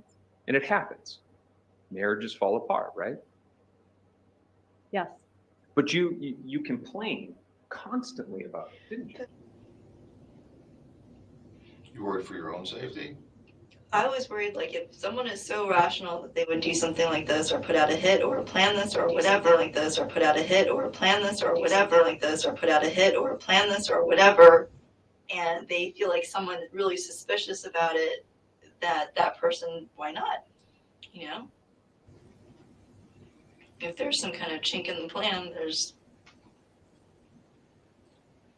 and I know Ruth is trying so hard to be gracious because she wants that relationship with those boys. But it would break Danny's heart if it turns out the way that it's seemingly going to now. Where they're in Canada, she'll never let them go see. There's no grandparent rights, right, in Florida? They'll never be raised in that. And I guess that's her right, if there's nothing to do with this. But I pray that there's nothing, she and her family had nothing to do with that, because those boys need everyone. But there are so many good reasons for him not to be around. And I'm just angry thinking about it. Just even the possibility, I'm furious about it. And when I grieve, it takes me years to actually get angry. So for me to get angry like on day one was very unusual. And if they'd had nothing to do with it, she put him through hell for the last year and a half. And everyone knows that. So there are different people But I didn't even call her. I also found it strange that she didn't call me. She knew how close I was to him. I just guest lectured for her. She and I are friends. She didn't reach out to me, contact me, anything. I didn't even want to look at her Facebook page or call her. I'm like, she didn't reach out. This is just weird. And that's why I just showed up. Oh, you talking about today? Yesterday. Yesterday? Oh, at the house. Mm-hmm. Then you showed up unannounced. Correct. Yeah. So she's saying I'm sorry when she greeted you, you're associating that with I'm sorry I didn't call you. I'm sorry I didn't notify you. No, that was an I'm sorry for your loss because she knew how close I was to him. No, I found it strange that in the period where she learned something had happened to him. Again, Isom misses the mark. So when she said sorry to you, you're interpreting that as she was sorry that she didn't call you to let you know. And she's like, no, what interview have you been in for the past 2 hours? It was clear to me at the beginning. What the hell? And didn't know he had died because apparently that hadn't happened yet. She didn't call me, nothing. She knows I'm his oldest and closest friend here. Didn't call, nothing. Like, it just.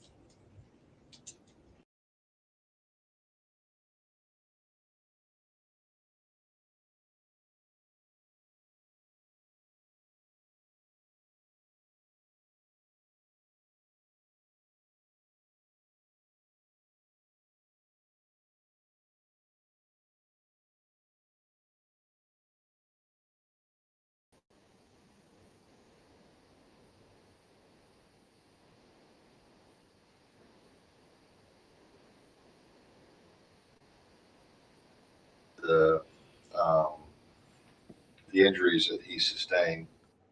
Just lost the stream for a second there, guys. I pressed the back button. Everyone back on now? Especially you, Obsessive. We need you in the group, man. You're the king. They were not that severe. I mean, it caused death, but it was not that as severe and as traumatic as what they were portraying. But that's not unusual for that to occur. I know that there was different theories and people thought there was some type of maniac running loose in the neighborhood. It appears that however this occurred, that he was targeted directly. I don't see anything that indicates someone was in the process of doing another crime and he interrupted them or anything like that. So basically what you pretty much already have it is that unless there's a case of mistaken identity, and I know that there's some other people at the law school with the same last name, that it looks like someone came after Danny. What on earth? Okay, I know it's only the second day of the investigation, but Isom is now going, well, it could be a case of mistaken identity. What is wrong with this guy? Look who he's got in front of him. Tamara, I always forget her last name. Demko or something, Demko. Tamara's here and she's telling you everything. Listen to Tamara. Mistaken identity. What is he talking about? Personally, as to why or what the motivation, that's still open. But I'm thinking anybody that would do something like this would probably know the right person. It wouldn't be a case of mistaken identity. It's possible, especially when you have 2 or 3 professors down there with the same pronunciation and similar spelling of the name. The same pronunciation. Yesterday, he was calling him Markel. Oh, God. Chief Now, as Wiggins. far as this thing he was consulting on, I understand that's just been within the past couple of weeks. The case that's up north is still going on. And he seems so far removed from that. That's what I'm saying. It doesn't make any sense to me whatsoever. And in addition, he was consulting for the defense. It's not like he was consulting for some type of expert witness for the prosecution. And he was all about justice and being fair to defendants, especially. That was his work. That just doesn't make sense. Yeah. Was it at the door or was it in his car? His car. Okay. That was what I had heard on a more personal level. That there is a huge mistaken sense that he was on the phone, answered the door, and was shot in the face. I know that's out there, and I'm not going to correct that. I understand. And I don't want you to repeat that. I won't. And I know that that's why the whole neighborhood is all up in arms, because nobody's going to want to answer their door now. I know. But when you go back to the home, more than likely you're going to understand, because that was the concern of the parents about blood in the house and so on and so forth. And I assured them that there wasn't. And then this morning, I explained to them why there wouldn't be blood in the house. Hey, Rabbit. Yeah, Alec Baldwin. That's going to be interesting. But don't you find it's a little bit confusing when you have like A-list celebrity actors that have been in like 100 movies on the witness stand? It's how is it that? Do you remember the Gwyneth Paltrow thing recently? That was weird. That was really weird. That was such a bizarre case. What state was that in? Was it Vermont or? Does anyone know what state the Gwyneth Paltrow thing was in?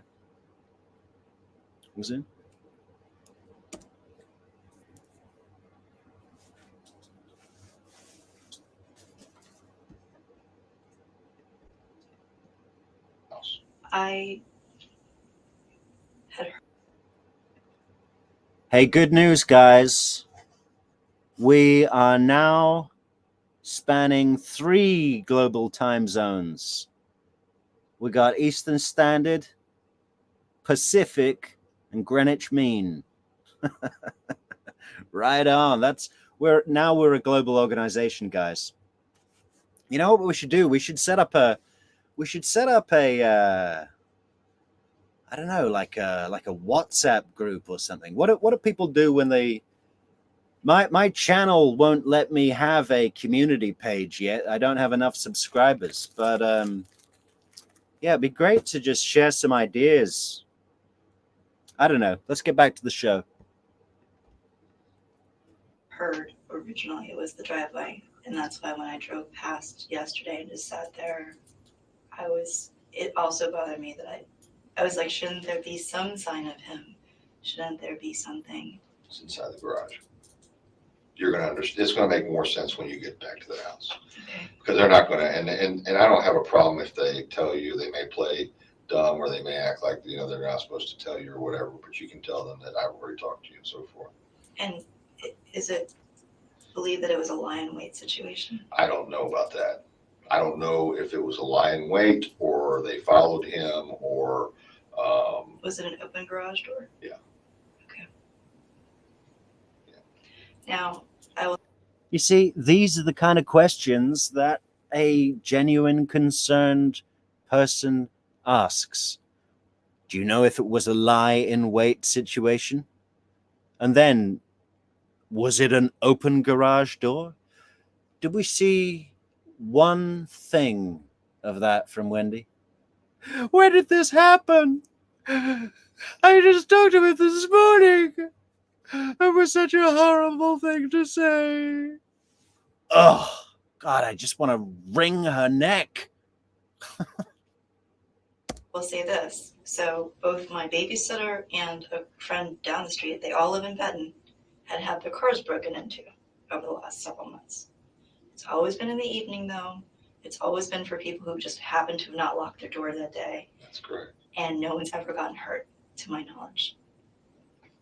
Doesn't fit that either. No. It would be an interesting thing if someone knew that was going on, because it was such a long period of time that it occurred, that someone might think, oh, this might be a good thing to imply.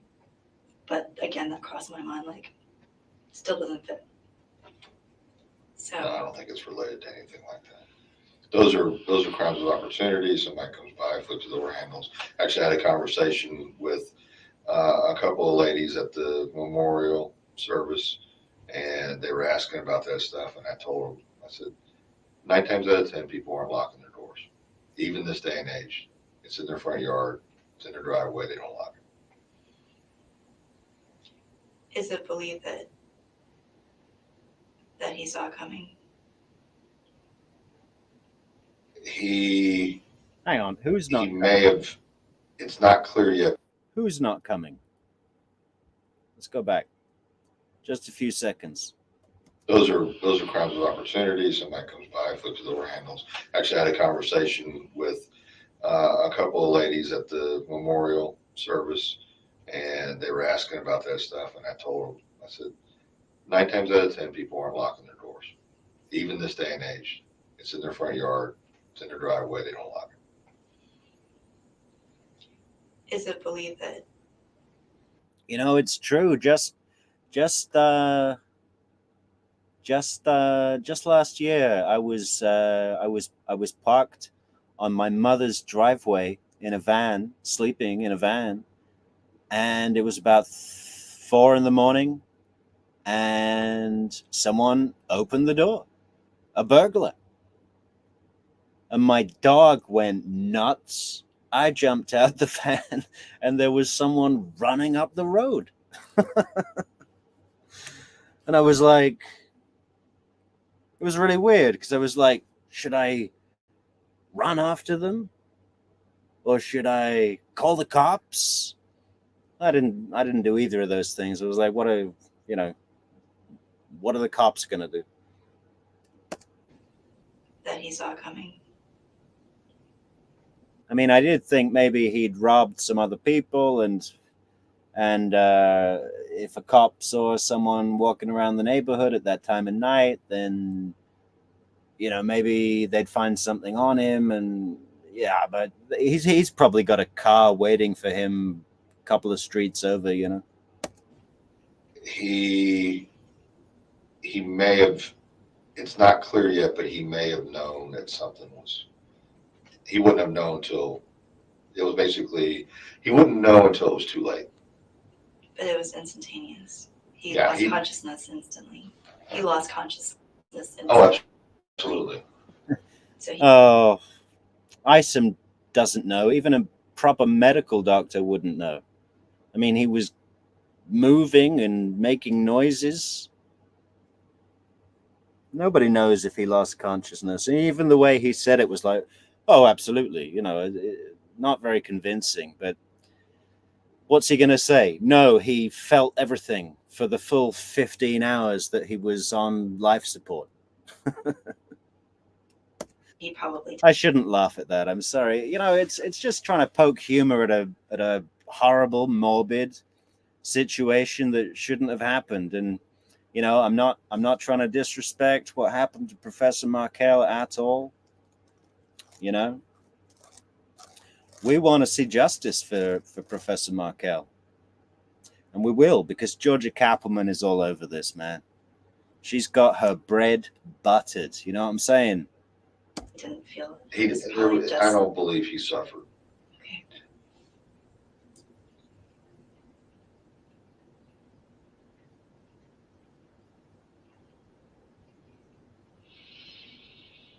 Now she's trying to convince herself. You don't have to go back to the house if you don't feel like it. Oh, I want to. Oh, okay. Let me be. Absolutely, she wants to. She loves him. I mean, she really loves him. I don't know if it's like as a sister or romantically, but she is never going to be the same. You know, but I think she's doing really well. I had a little look of her you know, her resume. Basically, she's gone on and picked it up and continued to achieve things in her life. So that's good for her. Let's send out a big hug to Tamara. But not tomorrow, today. I'll be right back, okay?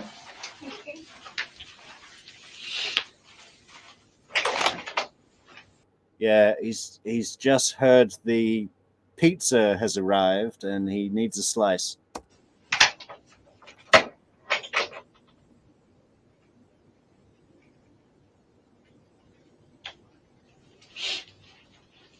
Oh, God.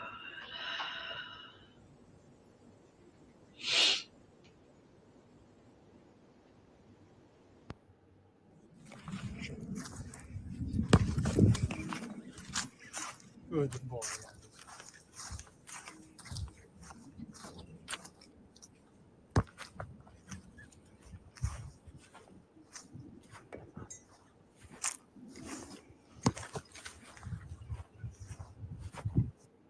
Look at Mentor Lawyer with his dog. What do you think? Should I throw in some dog videos, guys?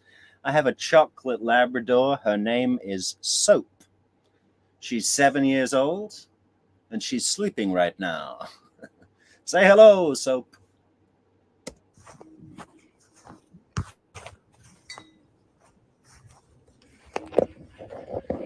Where is the ice? Where's the ice?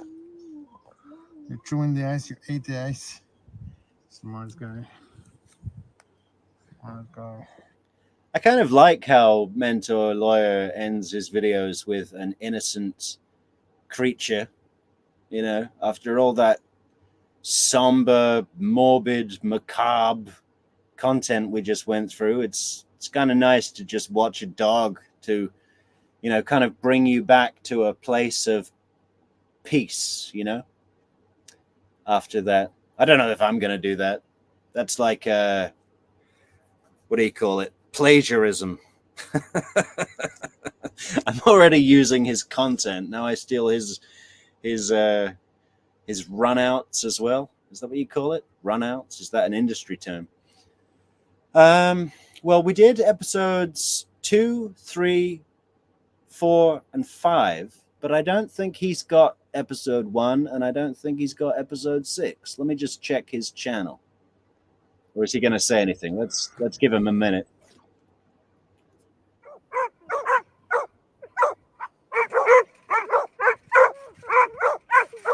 Ooh.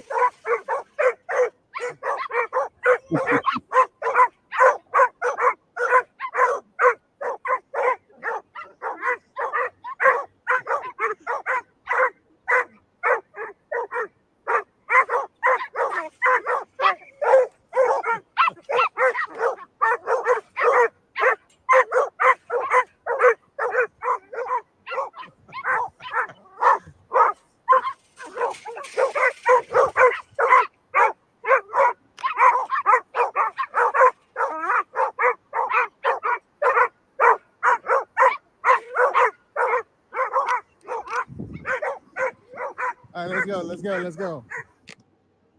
Okay. This is how to get in shape in 7 minutes a day. All right, that was all right. What are we looking at here? Let's do some comments. Snarky. Okay. Is that a good thing? What does that mean? Let me look that up.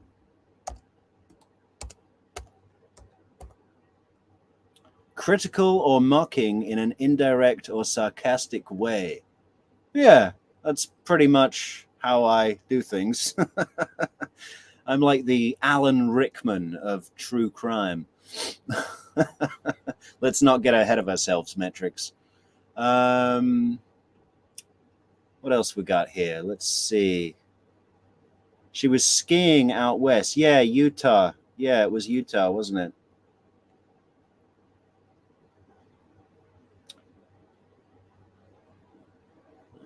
Hey, thanks, Muse. Nice comments. Makes up for all that diatribe we had to bear witness to from obsessive alcoholics. You still on, obsessive, or you crawled back into your bottle? You got to get to a meeting, man. Yeah, 100% a troll. And he's feeding off your reactions. I would block him. Okay, yeah, I will do. But that's the first one I've encountered, so it was kind of interesting just to play. I guess he just wants attention, he or she. I'm guessing it's a guy from the way he talks. He's letting my side down. And she did not give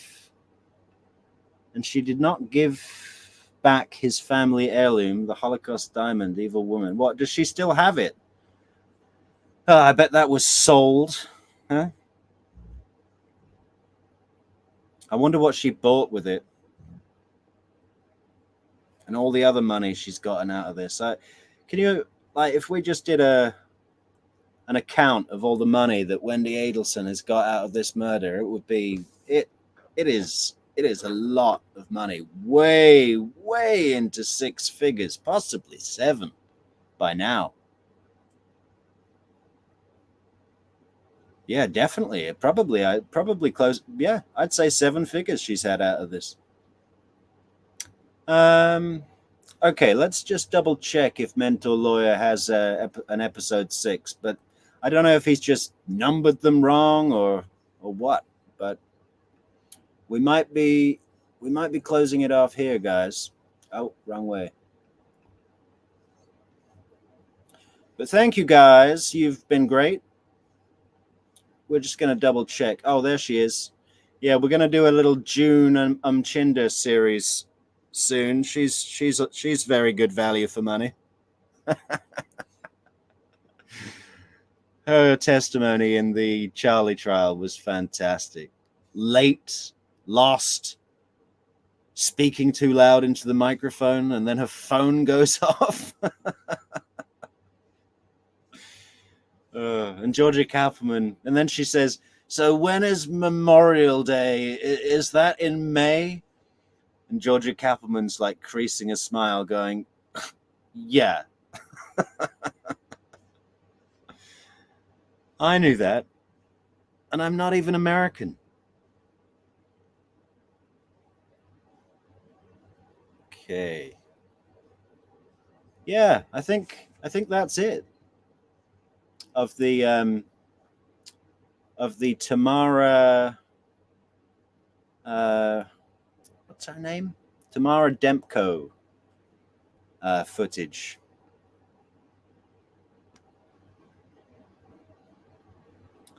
All right, guys, it's 10 to 3 in the morning here.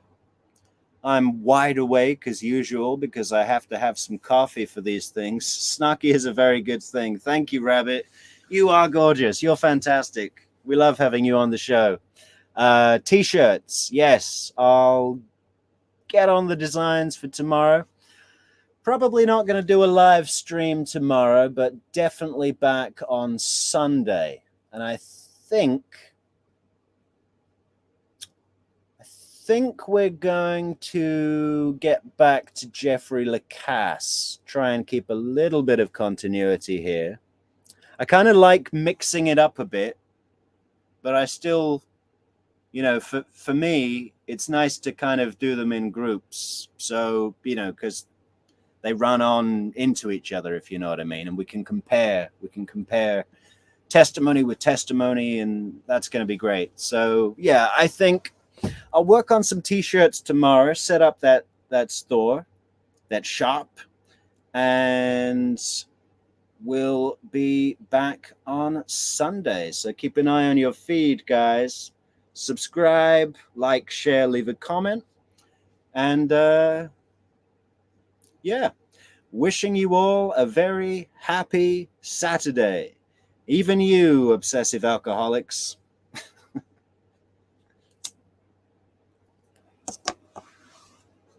I think he's fallen asleep in a puddle of his own sick.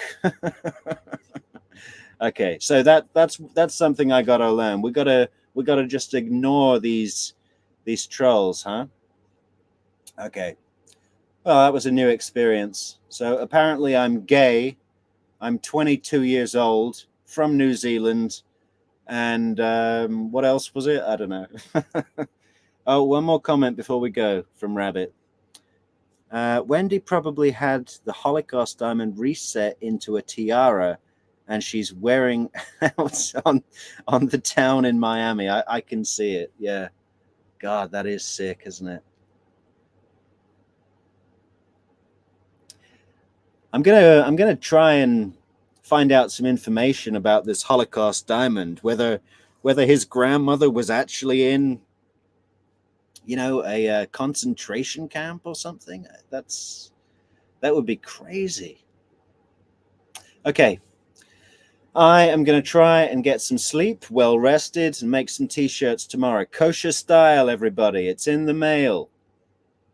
And if you see Roberta Glass, tell her to get on over here to our show. Maybe she can pick up some good ideas. Okay, good night all. Love to you. Bye.